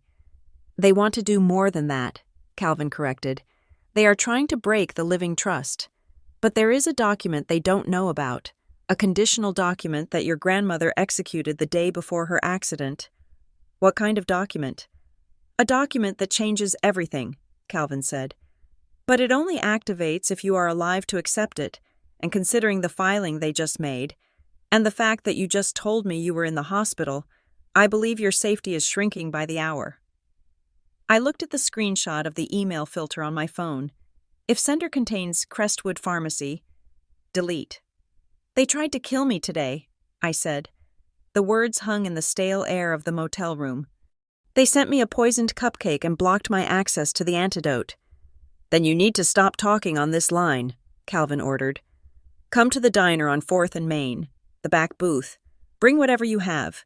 Do not go home. Do not tell anyone where you are. The game has changed. Callie, this isn't just about a birthday party anymore. I hung up the phone. I stood up and walked to the dirty mirror hanging over the dresser. I looked at myself. My hair was messy. My eyes were red-rimmed, and I was wearing a cheap baseball cap. I looked like a fugitive, but for the first time in 25 years. I didn't look like the extra. I looked like the only person in the story who knew the ending. I grabbed my bag. I had a crushed box in a plastic bag, a phone full of screenshots, and a lawyer waiting in a diner. Mom and Paige were preparing for a party. They were preparing to toast to their own success, thinking the problem of Callie Reyes had been handled. I opened the motel door and stepped out into the blinding afternoon light. They wanted a drama? I was about to bring them a tragedy. The address Calvin Reddick gave me led to a part of town that my mother would have described as unsavory, and my sister would have used as a backdrop for a gritty, ironic photo shoot. It was not a glass-walled skyscraper with a marble lobby. It was a brick building above a 24-hour copy and print shop. The staircase smelled of toner ink and old carpet, and the sign on the door was a simple frosted glass pane with black lettering, Calvin Reddick, Estate Law Civil Litigation. I knocked. The door opened immediately, as if he had been standing on the other side waiting for the vibration of my knuckles against the wood. Calvin Reddick was not what I expected. Based on his voice, I had pictured a large, imposing figure. In reality, he was a wiry man in his 60s, wearing a gray suit that looked like it had been bought 10 years ago and maintained with meticulous care. His office was a fortress of paper. There were no sleek computers or minimalist art pieces. There were stacks of files, walls of books, and a desk that looked like a battlefield of jurisprudence. Ms. Reyes, he said, ushering me in and locking the door behind me. He threw the deadbolt with a solid thunk. Sit down. We do not have much time before the courthouse closes for the day. I sat in a leather chair that had cracked with age. I placed my bag on my lap, clutching it like a shield. Inside was the poisoned cupcake and the evidence of the digital intrusion. You look like you have been through a war, Calvin observed. Walking around his desk and sitting down, he didn't say it with pity. He said it like a statement of fact. I have, I replied. My sister tried to kill me this morning. Calvin didn't gasp. He didn't look shocked. He simply nodded, reached into his drawer, and pulled out a fresh legal pad. Then we are right on schedule, he said grimly. I blinked. On schedule? You knew this would happen? Your grandmother knew, Calvin corrected. He opened a thick manila folder in front of him. Lorraine Delaney was a very sharp woman. Ms. Reyes. She came to me 6 months ago because she noticed things, small things, missing jewelry, changes in her bank statements, comments your mother made about assisted living facilities that were essentially warehouses for the unwanted. He pushed a document across the desk toward me. Your mother and sister believe that Lorraine only had a standard last will and testament, drafted 20 years ago, which divided everything equally between her surviving child and grandchildren. They believe that if they can prove she is mentally incompetent now, they can take control of her assets immediately through a guardianship. I looked at the paper. It was a court filing. Petition for emergency temporary guardianship. They filed this at 9 o'clock this morning, Calvin said, tapping the date stamp. While you were presumably dealing with your medical emergency, Marianne and Paige were standing in front of a judge, claiming that Lorraine Delaney has been suffering from advanced dementia for a year and cannot manage her own affairs. That is a lie, I said, my voice rising. Grandma was doing the Sunday crossword in pen last week. She memorized the entire lineage of the royal family for fun. She is not senile. We know that, Calvin said calmly, but the court does not know that yet. Your mother submitted a statement from a private doctor, a friend of hers, I suspect, claiming Lorraine has shown signs of rapid cognitive decline. They are using this to freeze her accounts and gain access to her safe deposit boxes. They want to liquidate her liquid assets before she either wakes up or passes away. Why? I asked. They are already rich. Why are they so desperate? Because they are not rich, Calvin said. They are leveraged. Your father made some bad investments 3 years ago. Your mother refuses to downgrade her lifestyle. And your sister, well, keeping up appearances on social media is an expensive habit. They are drowning in debt. Ms. Reyes, they need Lorraine's estate to bail them out. The realization settled over me like a heavy blanket. It wasn't just about hating me. It was about money. It was always about money. I was just an obstacle to the payout. However, Calvin said, a small, tight smile appearing on his face. Lorraine anticipated this. That is why she created the living trust. He pulled another document from the file. This one looked different. It was bound in blue paper. A living trust is different from a will, Calvin explained. A will only works when you die. A trust works right now. Lorraine transferred the title of her house, her investment accounts, and her primary savings into this trust 4 months ago, and she appointed a successor trustee to manage it if she ever became incapacitated. I held my breath. Who is the trustee? You are, Calvin said. The room went silent. I stared at him. Me? But I don't know anything about finance. She didn't choose you for your financial degree, Calvin said gently. She chose you for your character. She knew you wouldn't sell the house to pay for a yacht. She knew you wouldn't drain the accounts to buy influence. He leaned forward, his eyes intense. But here's the catch. The trust has a specific clause. It is called a no contest clause, but Lorraine had me write it with very specific language. It states that if any beneficiary challenges the validity of the trust, or attempts to circumvent the trust by filing for guardianship based on false claims of incompetence, they are automatically disinherited. They get nothing, zero, not a single dime. My mouth fell open. So by filing that petition this morning, they have effectively walked into a trap, Calvin finished. But the trap only snaps shut if we prove it. We have to prove that they knew she was competent and lied, and we have to prove that they are acting in bad faith. He reached into the folder again and pulled out a sealed envelope. It had my name on it in Grandma's handwriting. She wrote this the day she signed the trust, Calvin said. She told me to give it to you when the war started. I took the envelope. My hands were shaking, but not from fear this time. I tore it open. My dearest Callie, if you are reading this, then my worst fears have come true. My own daughter has likely tried to paint me as a senile old woman to get her hands on the money. It breaks my heart, but it does not surprise me. Marianne loves the lifestyle, not the life. And Paige has been taught that love is a transaction. They will try to erase you. Callie, they will try to make you feel small so they can feel big. Do not let them. I have left everything to the trust. And I have put you in charge because you are the only one who understands what family actually means. It means protecting each other, not consuming each other. There is a clause in the trust. Calvin calls it the nuclear option. I call it justice. If they lie, they lose. If they hurt you, they lose. Stand tall, my sweet girl. You are the head of this family now. Love, Grandma. I lowered the letter. Tears pricked my eyes, but I blinked them back. I didn't have time to cry. So, Calvin said, watching me closely, you have a choice. We can file a quiet motion to dismiss their guardianship based on this trust. We can show them the documents privately. They will likely be scared enough to back off. You can take your share.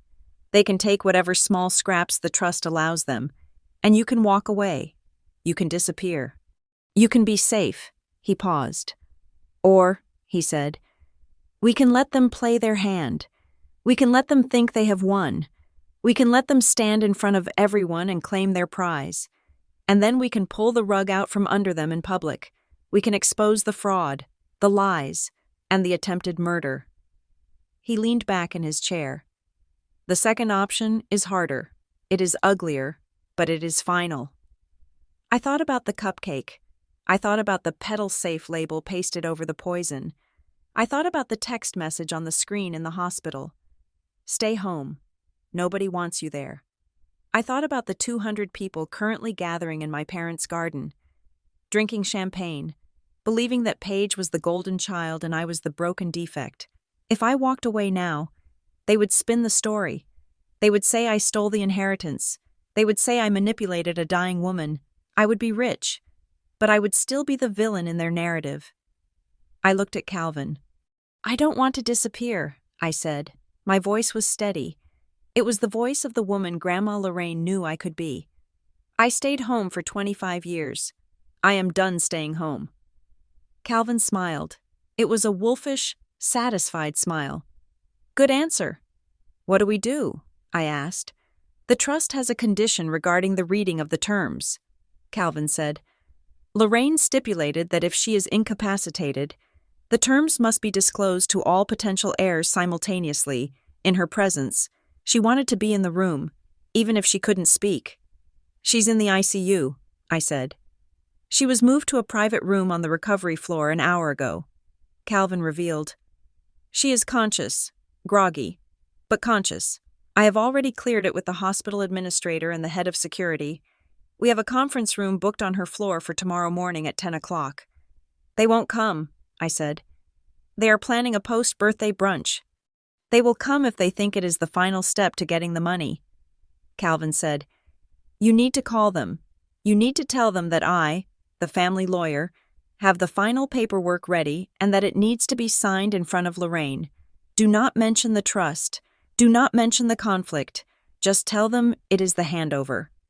They think I am hiding in a hole somewhere, I said. Or dead. Exactly, Calvin said. So when you call, you need to sound defeated. Make them think you are surrendering. I nodded. I pulled out my burner phone. I dialed Paige's number. It rang 4 times. She almost didn't answer. Hello? Paige's voice came through the speaker. She sounded breathless, annoyed, and loud. I could hear music in the background. A violin. The party had started. Paige, I said. I let my voice crack. I injected a tremor into it that wasn't entirely fake. It's Callie. Callie? Paige let out a sharp, incredulous laugh. Oh my God. We thought you were… Well, we didn't know where you were. Mom said you had some kind of episode? She was testing me.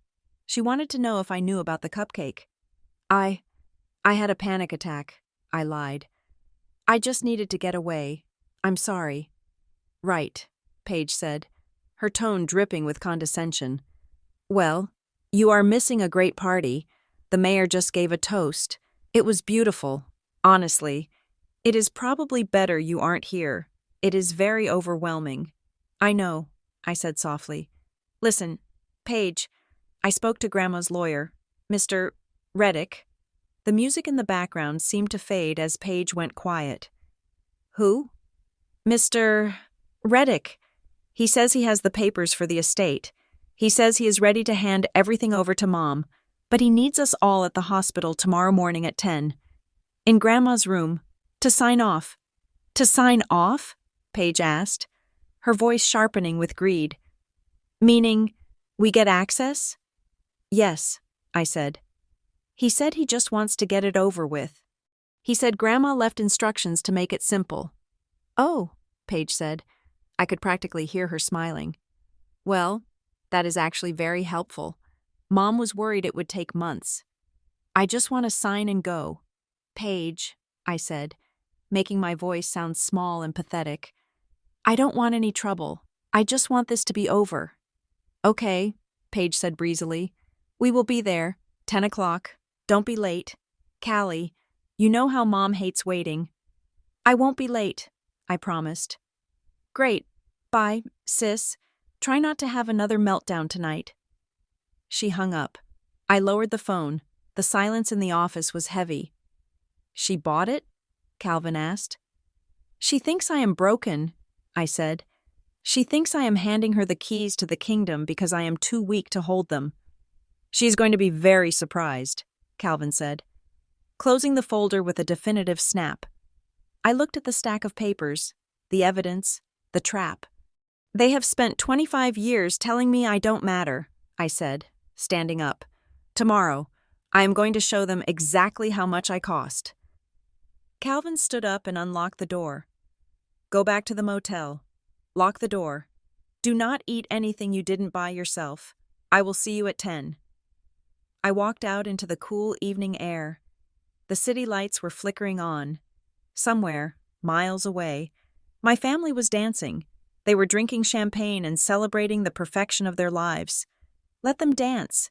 It was the last party they would ever enjoy. I sat at the chipped laminate desk in the motel room, the heavy curtains drawn tight against the afternoon sun. My laptop, an old model that wheezed when I opened multiple tabs, was open in front of me. Calvin Reddick had given me a name and a number before I left his office, telling me that in a war of information, I needed a general who understood the battlefield. That general was Tessa Klein. She wasn't a lawyer. She was a forensic data analyst who usually worked for corporate firms tracking down embezzlers. But she owed Calvin a favor. We were on an encrypted video call. Her face was illuminated by the blue glow of her own monitors, her expression sharp and clinical. Okay, Callie, Tessa said, her voice crisp through the motel's spotty Wi-Fi. Calvin briefed me. We are looking for digital footprints. You said your family is controlling. How controlling? Suffocating, I said. My mother has to track everything, locations, purchases, emails. She set up a family sharing plan on the cloud 5 years ago when I was still in college. She wanted to be able to see where I was and what apps I was downloading. Did you ever leave the plan? Tessa asked, her fingers flying across her keyboard. I tried once, I admitted. Mom cut off my tuition payments until I rejoined. After I graduated, I just forgot. I stopped using the cloud for my personal stuff, but I never formally removed myself from the group, and I don't think she removed me either. Why not? Because that would require her to think about me, I said, the bitterness rising in my throat. To her, I am just a dormant account, static noise. Her arrogance is our access key, Tessa muttered. If you are still in the family group, and she is the organizer, and she hasn't updated her sharing permissions since 2020, I might be able to see device logs. Give me your credentials. I typed them into the secure chat window. For a long minute, the only sound was the hum of the air conditioner and the rhythmic clacking of Tessa's mechanical keyboard. Then, she stopped. Got it, she said. I am in the peripheral architecture. I can't see the content of her emails without a warrant. But I can see the metadata. I can see device activity, location pings, and app usage logs across all linked devices. Let's start with the pharmacy attack. She shared her screen. It was a black background with cascading lines of white text. You said your auto refill was canceled yesterday, Tessa said. Do you know the exact time? I saw the email rule, I replied, pulling up the screenshot I had taken earlier. The filter was created at 4:30 in the afternoon, so the cancellation had to happen right before that. Tessa highlighted a block of text. Here we go. Login event recorded on the pharmacy application. Yesterday, 4:18 in the afternoon. The device ID is listed as Marianne's iPad Pro. The IP address resolves to a residential gateway in the Uplands district. That is their house, I said, a cold chill running down my spine. It gets worse, Tessa said. The login wasn't a saved password entry. There were 3 failed attempts before a successful one. That means they were guessing, or brute forcing. My password is my birthday, I whispered, feeling stupid. And theirs? Simple, Tessa noted, but effective for them. Okay, so we can prove the cancellation came from your mother's device. Now, let's look at the communication. You said they used a self-deleting message app? I saw Paige using it at the hospital 4 weeks ago, I said. It has a ghost icon. Phantom chat. Tessa identified it immediately. Rich kids love it. They think it deletes the data from the server. It doesn't. It just flags it as overwritable. If the server hasn't performed a maintenance purge in the last 24 hours, the data is still there in the cache. Hold on. She opened a new window. Lines of code scrolled by faster than I could read. I am pulling the shared app data from the family cloud backup, Tessa explained. Since the iPad is set to backup nightly, and they didn't manually exclude the app data, bingo! A string of text messages appeared on the screen.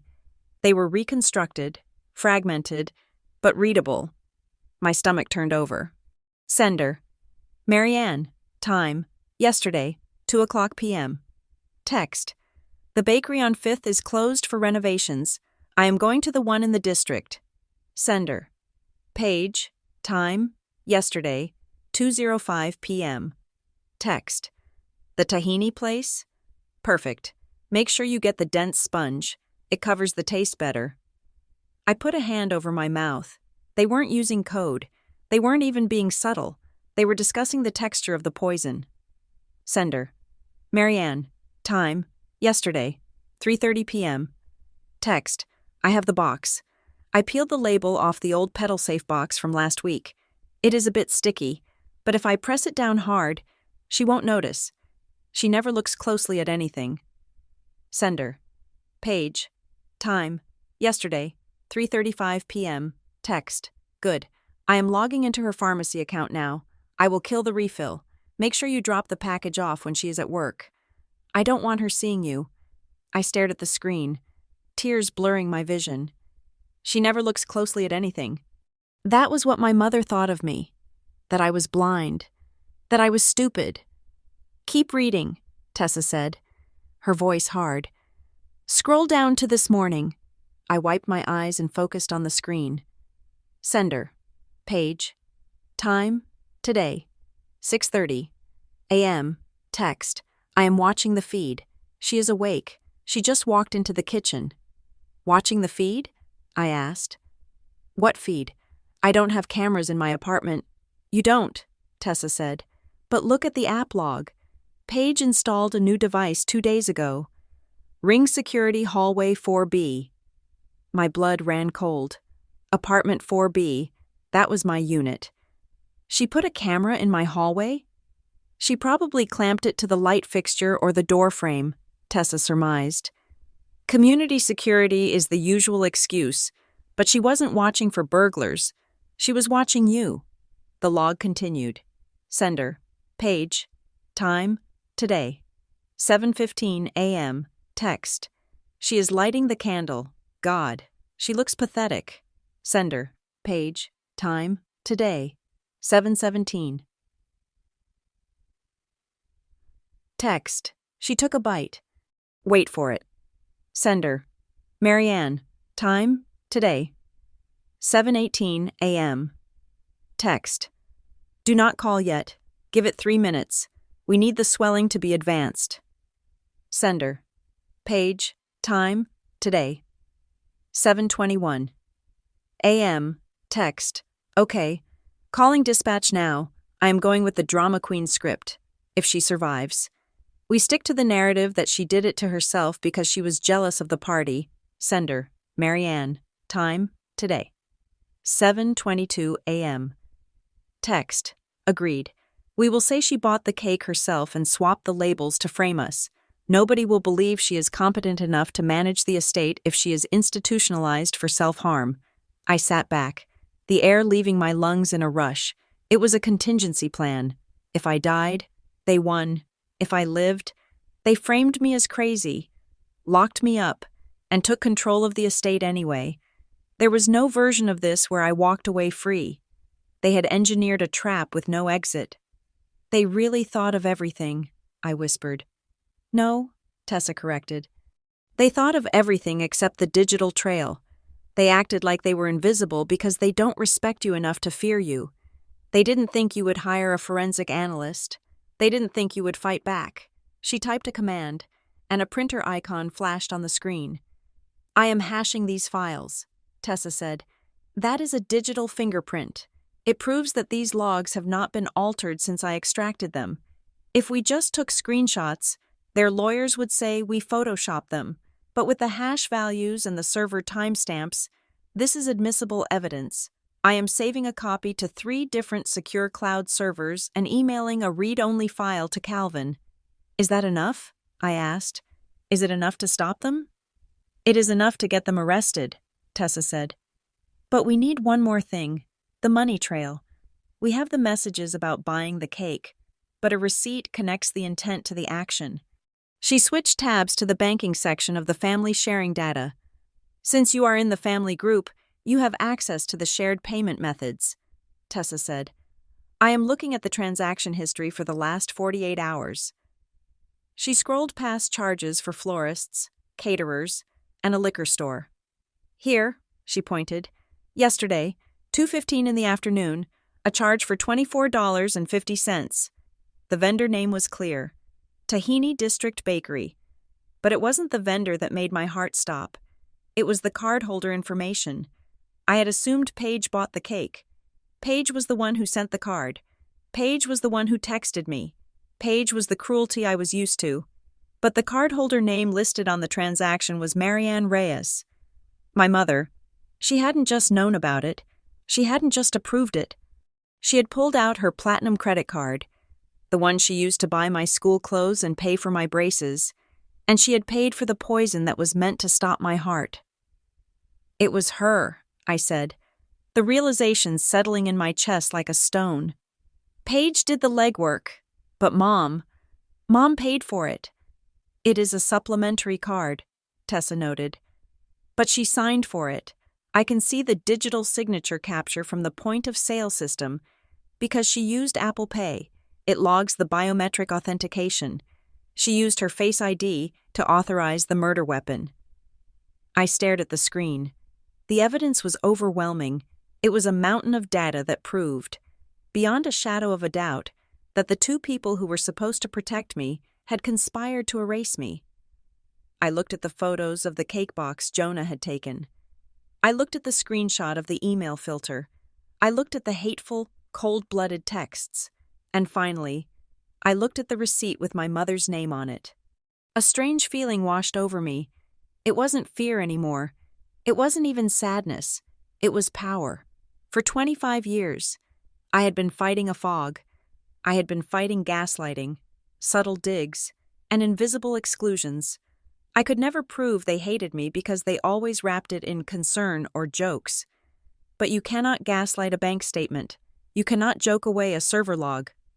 Tessa, I said, my voice steady. Package it all. Send everything to Calvin, and send a copy to my secure drive. Already done, Tessa said.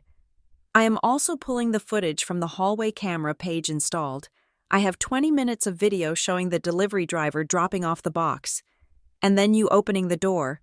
It proves you didn't buy it yourself. Good, I said. Callie, Tessa said, her voice softening for the first time. I see a lot of bad things in my job, but this is calculated evil. Are you sure you are okay to walk into that room tomorrow? I looked at the receipt one last time. Marianne Reyes, Tahini District Bakery. I am not walking into that room alone, I said. I am bringing the truth with me, and the truth has receipts. I closed the laptop. The screen went black. Reflecting my face, I looked different than I had this morning. The girl who desperately wanted a text message from her sister was gone. The woman who looked back at me was ready to burn the house down.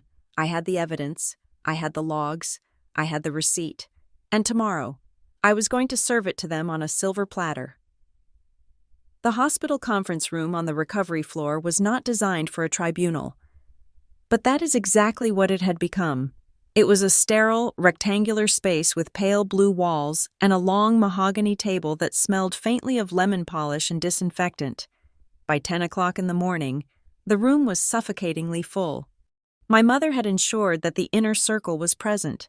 It wasn't just us, it was Uncle Marcus, my father's older brother who controlled the family construction business, Aunt Linda, who was the town's biggest gossip, and 3 cousins who looked like they would rather be anywhere else. They were all there because Marianne wanted an audience. She wanted witnesses to her ascension. She wanted everyone to see her take the reins of the Delaney estate so that no one could question her authority later. Grandma Lorraine was there, too. Her hospital bed had been wheeled into the corner of the room, positioned so she could see everyone, but remained slightly apart. Like a silent judge. She was awake, propped up by pillows, her eyes moving slowly around the room. She was weak, her face pale against the white sheets, and she had an oxygen cannula in her nose. She couldn't speak much yet. The stroke had affected her speech center, but her gaze was sharp. She looked at me when I walked in, and for a fleeting second, her eyelids fluttered. It was a signal. I am here. Marianne and Paige were seated at the head of the table. Flanking the empty chair reserved for Calvin Reddick, they looked like they were attending a funeral for a person who wasn't dead yet. Marianne was wearing a charcoal gray suit with a high collar, her face set in a mask of solemn, burdened responsibility. Paige was wearing a black dress, modest and severe, her hair pulled back in a tight bun. She looked like the dutiful heiress, ready to carry the heavy weight of the family fortune. When I entered, the conversation stopped. I was wearing jeans and a simple white blouse. I hadn't dressed up. I hadn't put on the Reyes armor. I walked to the far end of the table and took the seat directly opposite them. "Callie," Marianne said, her voice dripping with that specific brand of poisonous sweetness she reserved for public displays. "I am surprised you made it. Paige said you were having a difficult night." She paused, letting the implication hang in the air. The relatives shifted in their seats, looking at me with a mixture of pity and judgment. Poor Callie, the unstable one. "I am fine, Mother," I said, placing my laptop bag on the table. "I wouldn't miss this." "Well, try to stay calm," Paige whispered, loud enough for Aunt Linda to hear. "We don't want to upset Grandma." Before I could respond, the door opened and Calvin Reddick walked in. He carried a leather briefcase and an air of absolute authority. He nodded to me, a microscopic dip of his chin, before taking his seat at the head of the table. "Thank you all for coming on such short notice," Calvin began, placing a stack of blue-bound documents on the table. "I know the circumstances are difficult, but Mrs. Delaney was very specific about her wishes regarding the management of her estate should her health decline." Marianne leaned forward, clasping her hands on the table. "Mr. Reddick, we understand. As Grandma's only child, I am prepared to assume the guardianship. We filed the emergency petition yesterday to ensure her assets are protected. We just need you to sign off on the transfer of the accounts." Calvin looked at her over the rim of his reading glasses. "That will not be necessary. Mrs. Reyes, the petition you filed is invalid." The room went deadly quiet. "Excuse me?" Marianne's smile faltered. "Invalid? On what grounds? My mother is incapacitated." "Your mother," Calvin said, his voice projecting clearly to the back of the room, "executed a living trust 4 months ago. She transferred all her assets, the house, the investment portfolio, the savings, and the rights to her future royalties, into the Lorraine Delaney Revocable Trust. Therefore, there are no assets for you to be guardian over. They belong to the trust." Marianne blinked. "A trust? Well, fine. Then I assume I am the trustee." "No," Calvin said. "You are not. He opened the folder. Mrs. Delaney appointed a successor trustee based on a specific set of criteria. She wanted someone who was intimately involved in her daily care, someone who prioritized her well-being over her net worth, someone who was present. Calvin turned a page. The sole successor trustee, with full authority over all assets and medical decisions, is Callie Reyes. The silence that followed was heavy, like the drop in pressure before a tornado touches down. Uncle Marcus choked on his coffee. Paige's mouth fell open, destroying her carefully curated expression of poise. Marianne stood up, her chair scrapped violently against the floor. "This is a joke," she spat out. "Callie? That is absurd. Callie can't even manage her own life, let alone a multi-million-dollar estate. She is a child. She is unstable. She has a history of mental breakdowns." "Mother," I said quietly. "Do not speak," Marianne shouted, her composure cracking completely. She turned to the relatives, her hands gesturing wildly. "You all know this. You know how she is. She is dramatic. She is needy. She has manipulated my mother. She has taken advantage of an old woman's confusion to write herself into a will." "It is not a will," Calvin interjected calmly. "It is a trust, and Mrs. Delaney was perfectly lucid when she signed it. In fact, she included a statement of intent," he read from the document. "I leave the management of my life to my granddaughter Callie, because she is the only one who visited me without asking for a check." "She forced her!" Paige shrieked. Jumping in to support her mother, she glared at me, her eyes filled with venom. "You did this, didn't you? You spent all those afternoons over there poisoning her mind against us. You played the victim. God, you are so pathetic. I tried to include you. Callie, I tried to invite you to the party yesterday, but no, you had to stay home. You had to sulk. You always want to ruin my day." "I didn't stay home to sulk. Paige," I said. My voice was low, steady, and cut through their screaming like a razor. "I stayed home because I was dying." "Oh, here we go," Marianne scoffed, rolling her eyes. "The drama. What was it this time? A panic attack? A phantom illness?" "Anaphylactic shock," I said. "See?" Paige laughed, a harsh, jagged sound. "She is doing it right now, making up stories to get sympathy in front of the lawyer. It is sick. You are sick. Callie." I stood up. I didn't shout. I didn't cry. I simply reached into my bag and pulled out the HDMI cable connected to the room's projector system. I plugged it into my laptop. "Mr. Reddick," I said, "the trust has a no-contest clause, correct? One that states that any beneficiary who attempts to defraud the estate or harm the primary trustee is disinherited?" "That is correct," Calvin said, leaning back. "Then I would like to present evidence regarding the character of the petitioners." I said. I hit a key on my keyboard. The large screen behind Calvin flickered to life. The first image appeared. It was the high-resolution photo Jonah had taken in the ambulance, the crushed cupcake box, the peeling label, the purple Tahini District logo distinct and undeniable under the fake Pedal Safe sticker. "What is that?" Uncle Marcus asked, squinting at the screen. "That is the birthday gift my mother and sister sent me yesterday," I said. "A sesame cake, from a bakery that specializes in the one ingredient that kills me, disguised with a label from the only nut-free bakery I trust." That is a lie," Marianne stammered, her face draining of color. "You bought that yourself. You are framing us." I hit the next key. The screen changed. It was the screenshot of the email filter. If sender contains Crestwood Pharmacy, delete. "This is a screenshot of my email settings," I explained to the room. "Someone hacked into my account yesterday afternoon and set up a rule to hide notifications from my pharmacy. They did this so I wouldn't know that my epinephrine prescription had been canceled." "You are good with computers," Paige sneered, though her voice was shaking. "You could have photoshopped that." "I could have," I agreed, "but I couldn't fake this."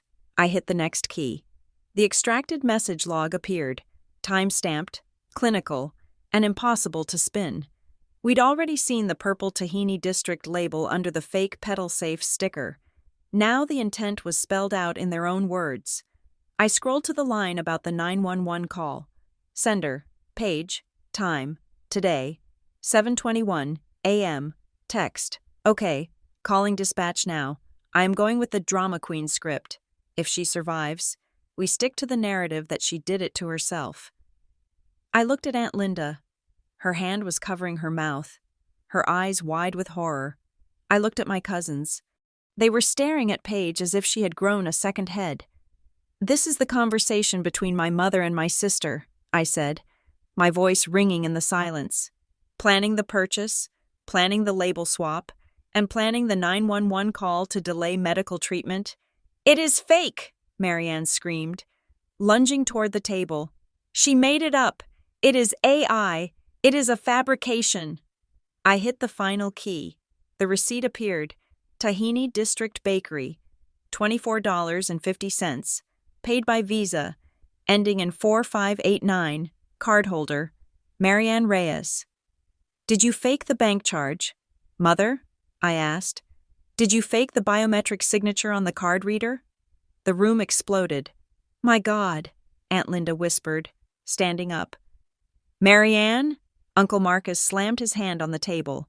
He stood up, his face turning a deep, furious red. He looked at Marianne, then at the screen, then back at Marianne. Did you try to kill her? He roared. The question bounced off the walls. Marianne! Did you try to kill your own daughter? Marianne shrank back. For the first time in her life, she looked small. She looked around for an ally, for someone to charm. But the spell was broken. The mask had not just slipped. It had been incinerated. It was just a prank, Paige cried out, her voice high and hysterical. We didn't think she would die. We just wanted her to get sick, so she wouldn't come to the party and embarrass me. It was just a joke. A joke? I asked. You canceled my life-saving medication as a joke? Paige froze, realizing she had just confessed. And then there was movement in the corner. My father, Tom Reyes, stepped away from the wall. He had been standing there like a piece of furniture, silent as always, but now he walked toward the table. He looked different. He looked like a man waking up from a 20-year coma. He walked past me. He walked past Calvin. He stopped in front of Marianne. He looked at the receipt on the screen. Then he looked at his wife. I saw you, Dad whispered. His voice was trembling. Yesterday, you came home with a purple box. You told me it was shoes. You took it into the office. Marianne reached out to touch his arm. Tom, listen to me. Callie is confused. You know how she gets. Dad pulled his arm away as if she were burning him. She isn't confused, Dad said, his voice rising, cracking with a lifetime of suppressed shame. She is the only one of us who isn't confused. I let you treat her like a stranger in her own house. I let you tell me she was difficult, but this? He looked at me. His eyes were wet. I am so sorry. Cal, he choked out. I am so sorry. He turned back to Marianne, his face hardening into stone. Don't touch me. Don't you ever touch me again. The room was in chaos. Uncle Marcus was on his phone, likely calling his own lawyer. Aunt Linda was crying. Paige was slumped in her chair, sobbing into her hands, not out of remorse, but out of terror. I looked over at the hospital bed. Grandma Lorraine was awake. Her eyes were locked on mine. She couldn't speak clearly, and she couldn't stand up to defend me. But as I looked at her, I saw her hand moving on the white sheet.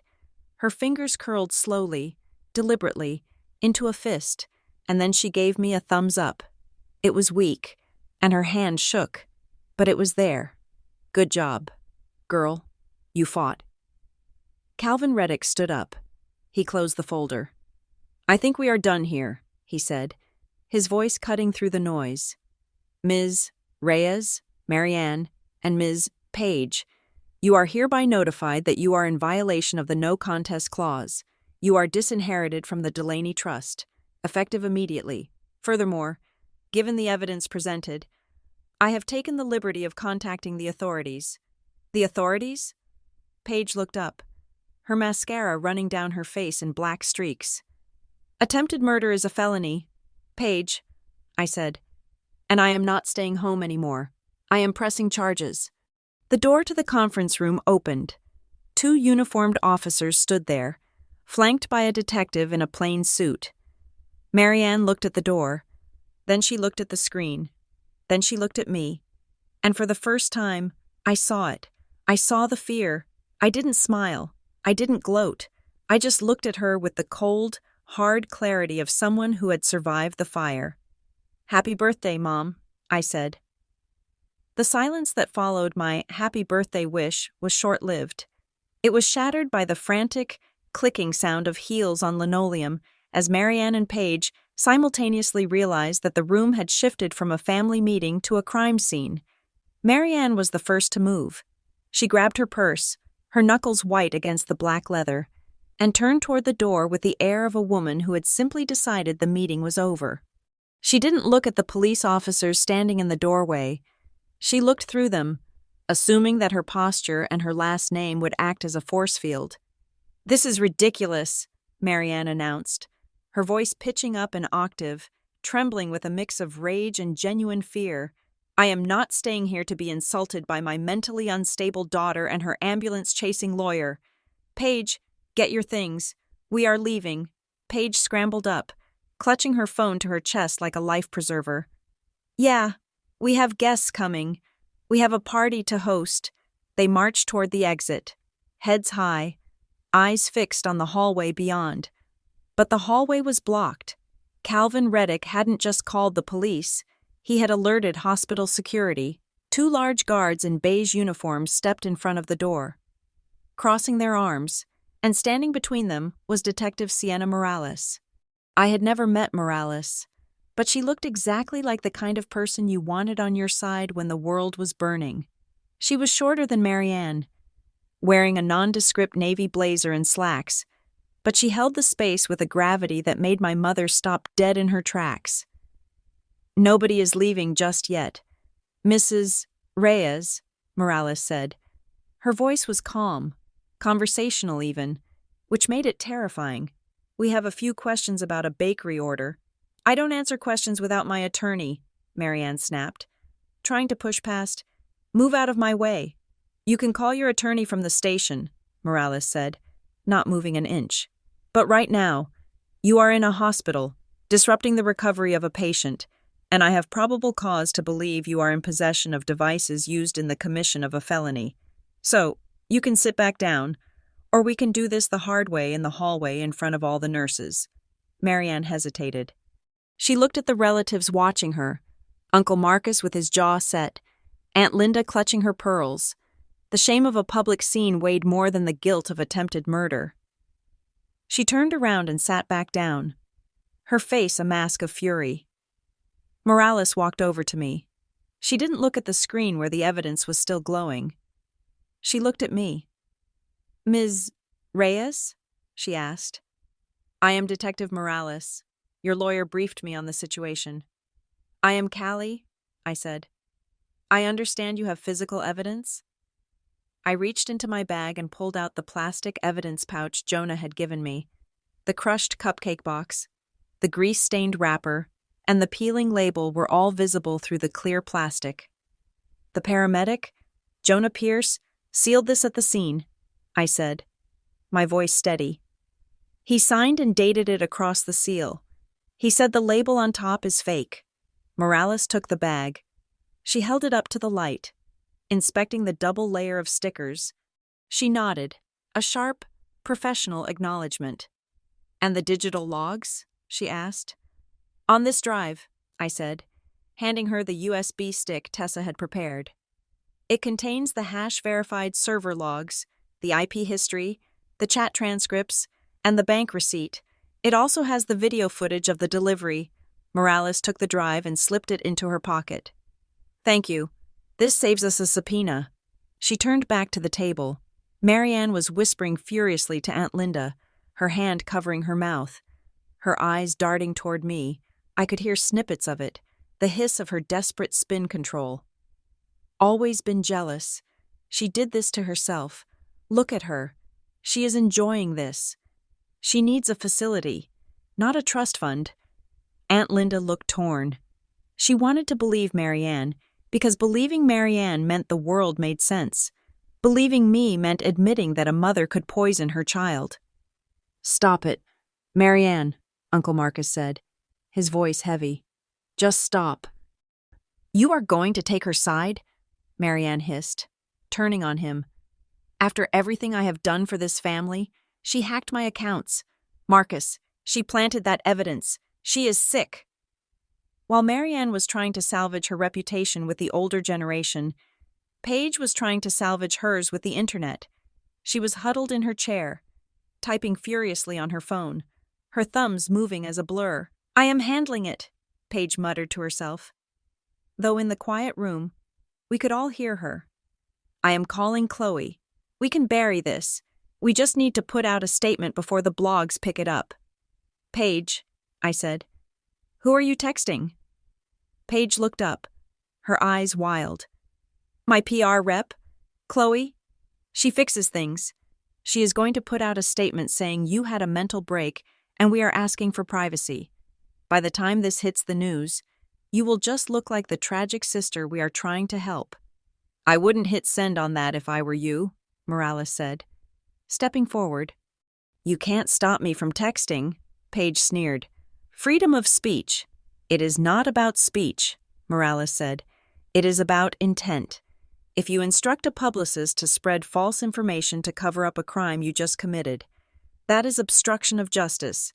And since we have already subpoenaed your phone records based on the 911 call log, that text is just another nail in the coffin." Paige's thumb hovered over the screen. She looked at Morales, then at the phone. "Also," Morales added, pulling a small notebook from her pocket, "we already spoke to Pedal Safe Patisserie." The color drained from Paige's face so fast she looked like a ghost. "We sent a unit to the bakery 40 minutes ago," Morales said, addressing the room but keeping her eyes locked on Marianne. The owner was very upset. Apparently, Pedal Safe takes their allergy protocols very seriously. When we showed them the photo of the box with the tahini district cake inside, they pulled their own security footage. Morales flipped a page in her notebook. "They have video of a woman matching your description, Mrs. Reyes, entering their shop 3 days ago. You didn't buy a cake? You asked for an extra box because you claimed you ruined yours. They gave it to you as a courtesy. They are willing to testify that they did not bake the item that was delivered to Callie Reyes. They are also pressing charges for trademark infringement and reputational damage." The room was silent. The mix-up defense was dead. The Callie did it to herself defense was crumbling. Marianne sat back, her mouth opening and closing like a fish out of water. She had run out of lies. Then, a chair scraped against the floor. It was my father. Tom Reyes had been standing near the window, looking out at the parking lot, his back to the room. He turned around now. He looked older than he had 10 minutes ago. His shoulders were slumped, but his eyes were clear. "I saw the card," he said softly. Marianne snapped her head toward him. "Tom, shut up." "No," Tom said. He walked toward the table, his hands trembling slightly at his sides. "I saw the credit card. 2 days ago, you were in the living room. Callie had left her purse on the counter when she ran to the bathroom during that brief visit she made." I frowned. I remembered that visit. I had stopped by to drop off some mail for Dad. I had left my bag unattended for maybe 3 minutes. "I saw you go into her purse," Tom said, his voice gaining strength. "I thought you were looking for cash. You took her wallet out. You took a picture of her credit card front and back, and then you put it back." "I was checking to see if she was spending money on drugs," Marianne shouted, desperate. "I was being a concerned mother." "You were stealing her information," Tom said, shaking his head. "And you used that card to buy the burner phone you used to call the bakery, didn't you? You thought if you used her card for the phone, it would trace back to her." I looked at Tessa's data logs in my mind.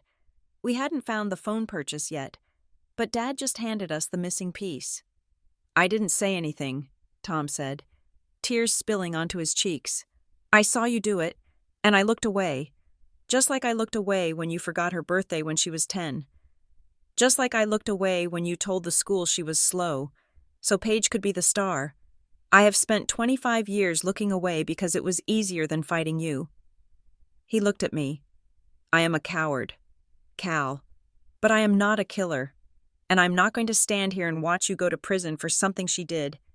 You ungrateful idiot, Marianne shrieked. She stood up and actually raised her hand as if to slap him. I did this for us, for this family. We are drowning in debt. Tom, we needed the money. If she gets the trust, we lose the house. We lose everything. We lost everything the moment you bought that cupcake, Tom said. He caught her wrist before she could strike him. He didn't squeeze. He just held it, stopping her violence with a wall of sad indifference.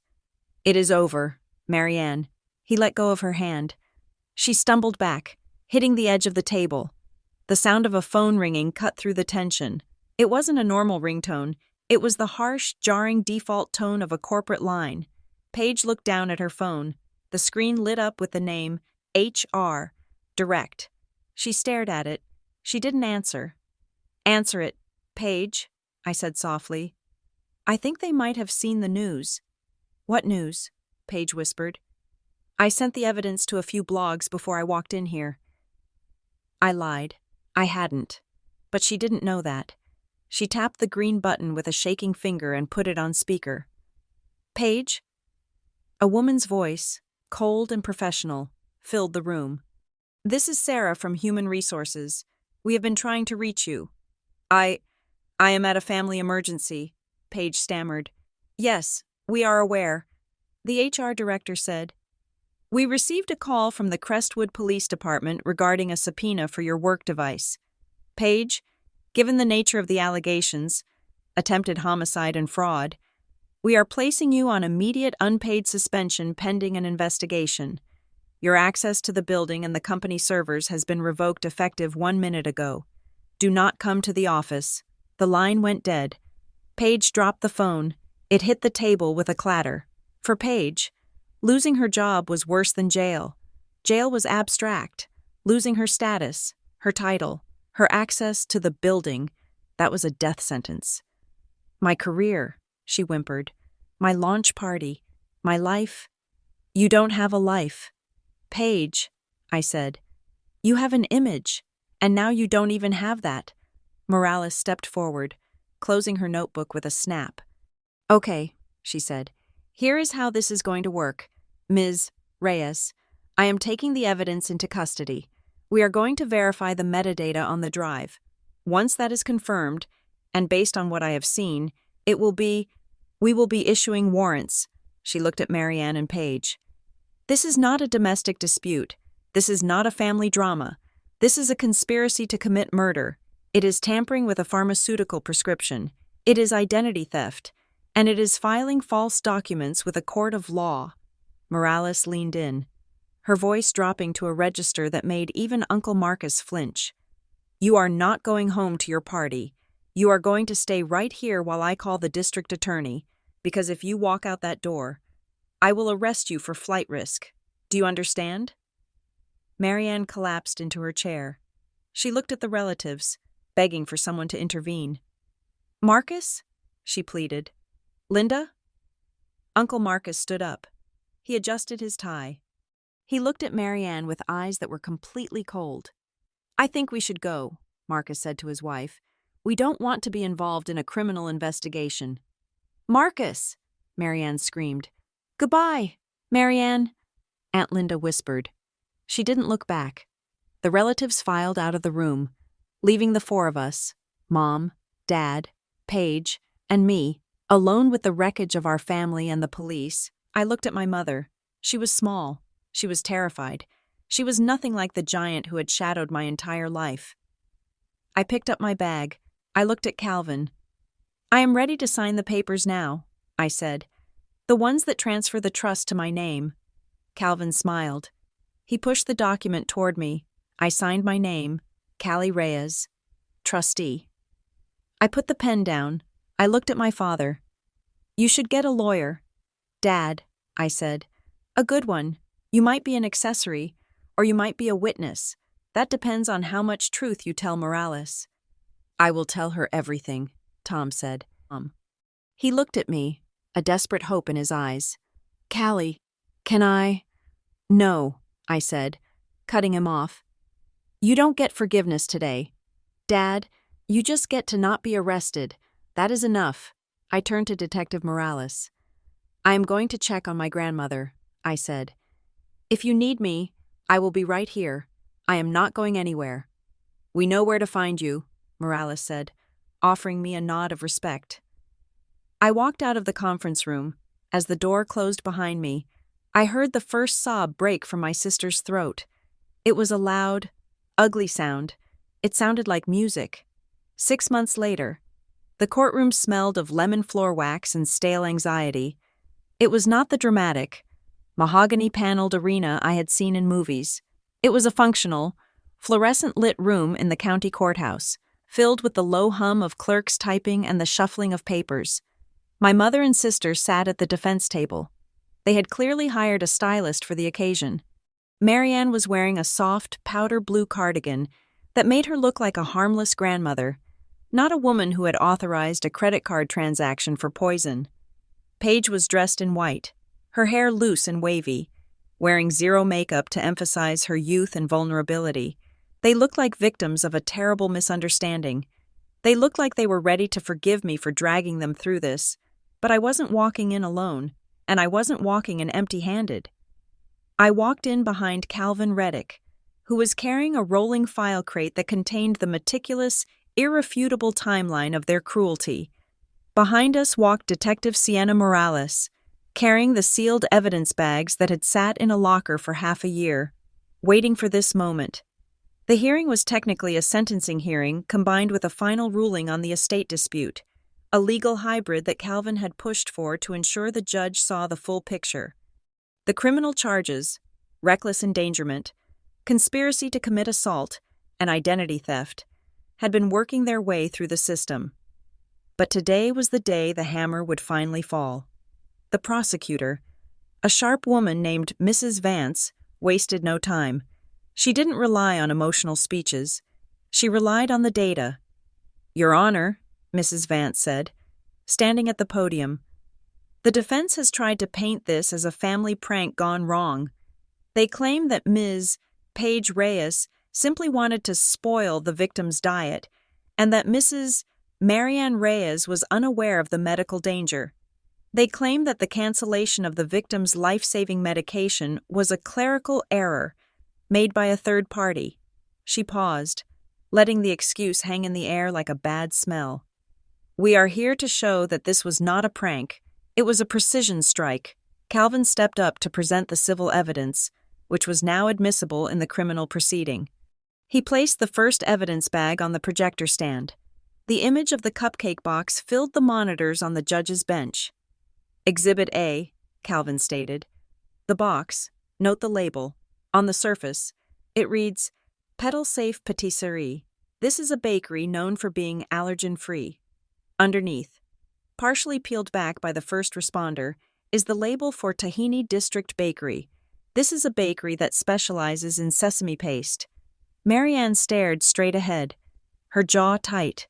Paige was chewing on her thumbnail, a nervous habit I hadn't seen since we were children. We have sworn testimony from the owner of Petal Safe, Calvin continued. He confirms that he did not sell this item. He confirms that his trademark was used without permission to disguise a hazardous substance. He is currently suing the defendants for $50,000 in damages to his brand's reputation. Objection, Marianne's lawyer said. A slick man in an expensive suit. We have already established that Mrs. Reyes purchased a box for personal use. She claims she mixed up the containers at home. It was negligence, not malice. Negligence does not explain the surveillance, Mrs. Vance countered. She signaled to the tech officer. The screen changed. It showed a grainy black and white video. This is footage from the security camera Ms. Paige Reyes illegally installed in the victim's hallway, Mrs. Vance said. The defense claims this camera was for security. Yet, look at the text message time-stamped at the exact moment the victim collapsed. The text log appeared on the screen. Magnified. Wait for the light in the kitchen to go off. That means she is on the floor. Give it 20 minutes before you call 911. The courtroom went deadly silent. Wait 20 minutes, Mrs. Vance repeated. That is not negligence, Your Honor. That is a calculated window of time designed to ensure that the anaphylactic shock reached a critical, potentially fatal stage before help could arrive. They were not watching for burglars. They were watching a clock, counting down the minutes until Callie Reyes stopped breathing. Paige put her head in her hands. She knew it was over. The clerical error defense could not survive a text message that explicitly commanded a delay in rescue. But the final blow didn't come from the prosecutor. It didn't come from the police. It came from the grave, or nearly so. We have one final witness statement, Calvin announced. Due to her physical condition, Mrs. Lorraine Delaney has provided a video testimony, recorded yesterday from her rehabilitation facility, verified by a notary. Marianne's head snapped up. She looked terrified. She thought she had silenced her mother. She thought the stroke had taken Grandma's voice. The screen flickered. And then, there she was. Grandma Lorraine sat in a wheelchair, a blanket over her lap. She looked frailer than before, her face slightly asymmetrical from the stroke, but her eyes were burning with a clarity that sliced through the screen. "My name is Lorraine Delaney," she said. Her voice was raspy, slower than it used to be, but every word was distinct. "I am of sound mind, and I am heartbroken." She took a breath. "I established the Delaney Living Trust for one reason. I knew my daughter, Marianne, and my granddaughter, Paige, were waiting for me to die. I heard them, 2 days before my accident. I heard Marianne tell Paige that I was taking too long and that Callie was in the way. She said, 'That girl doesn't deserve anything.'" Marianne let out a small, strangled gasp in the courtroom. "I knew they would try to cheat," Grandma continued on the screen. "I knew they would try to hurt Callie to get to the money. So, I built a trap. I added the no contest clause. I made it specific. If they lied, if they bullied, if they used legal force to bypass my wishes, they would lose everything." Grandma leaned into the camera. "They didn't just break the rules of the trust. They broke the laws of human decency. They tried to kill the only person in this family who actually has a heart. So, let me be clear for the court. Marianne Reyes and Paige Reyes are to receive nothing, not 1 cent, not one picture frame.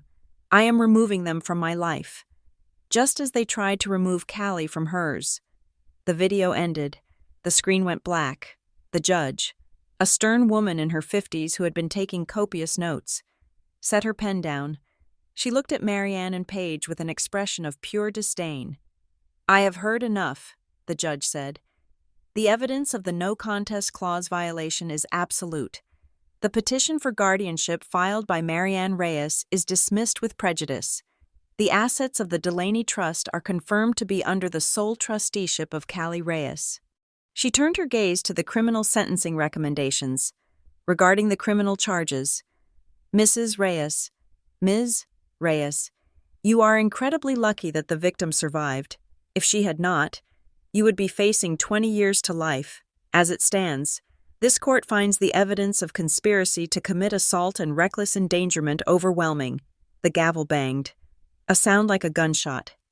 Marianne Reyes and Paige Reyes are sentenced to 5 years of felony probation. You will each pay a fine of $100,000 to the victim. You will complete 2,000 hours of community service, and I am issuing a permanent restraining order.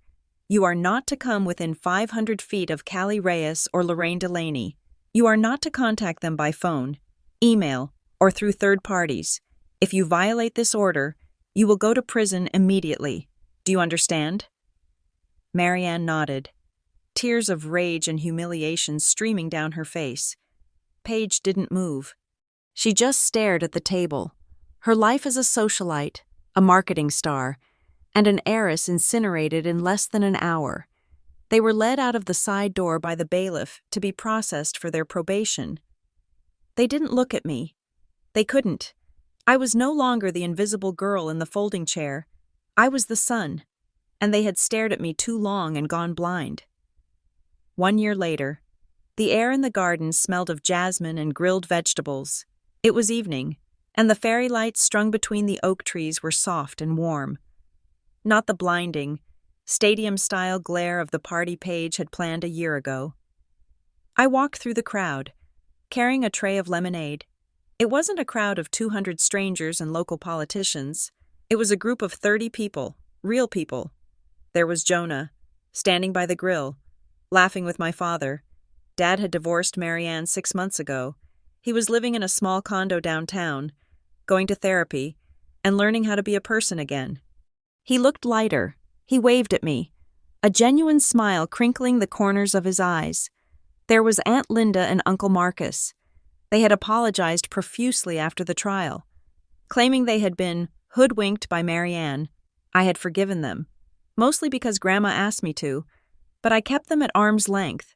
They were guests, not inner circle, and there, sitting in the best spot in the garden, was Grandma Lorraine. She was still in her wheelchair, but she looked like a queen. She was wearing a bright floral dress, a straw hat, and she was holding court with Tessa and Calvin, telling them a story about her youth. I walked over and placed a hand on her shoulder.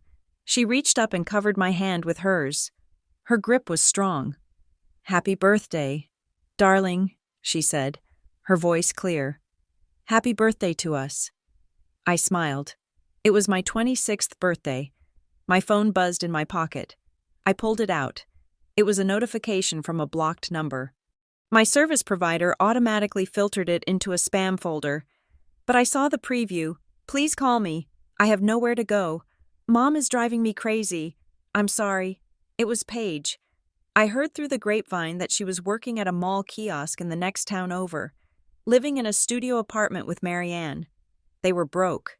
The legal fees and the fines had drained what little liquid cash they had, and since they were cut off from the trust.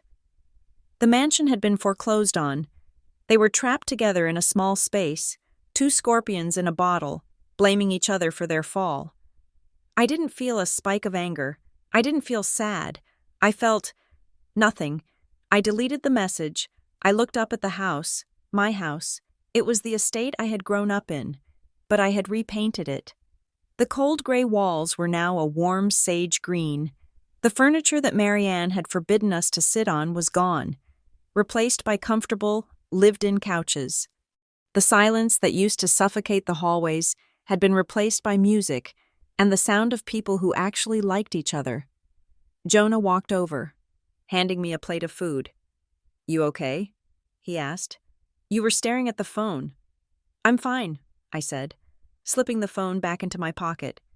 "Just clearing out some junk mail." Jonah smiled. "Well, come on.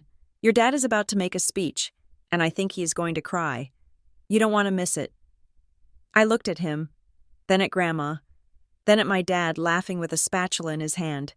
A year ago, they told me to stay home because nobody wanted me there. They thought home was a place they owned, a fortress they could lock me out of. They didn't understand that a home isn't a building, it's the people who pull you out of the fire. I looked directly into the camera of my own mind, breaking the fourth wall of my life for the final time. "They told me to stay home," I said, my voice calm and final. So I did. I took the home. I took the peace, and the people who aren't allowed in are them. I turned back to the party, walking into the warmth of the lights, and for the first time in 26 years, I didn't look back. Thank you so much for listening to this story. I would love to know where you are tuning in from. So please drop a comment below and let's chat. If you enjoyed seeing justice served, please subscribe to the Nina Revenge Stories channel. Like this video and hit that hype button to help this story reach more people who need a reminder that sometimes the best revenge is just living a good life.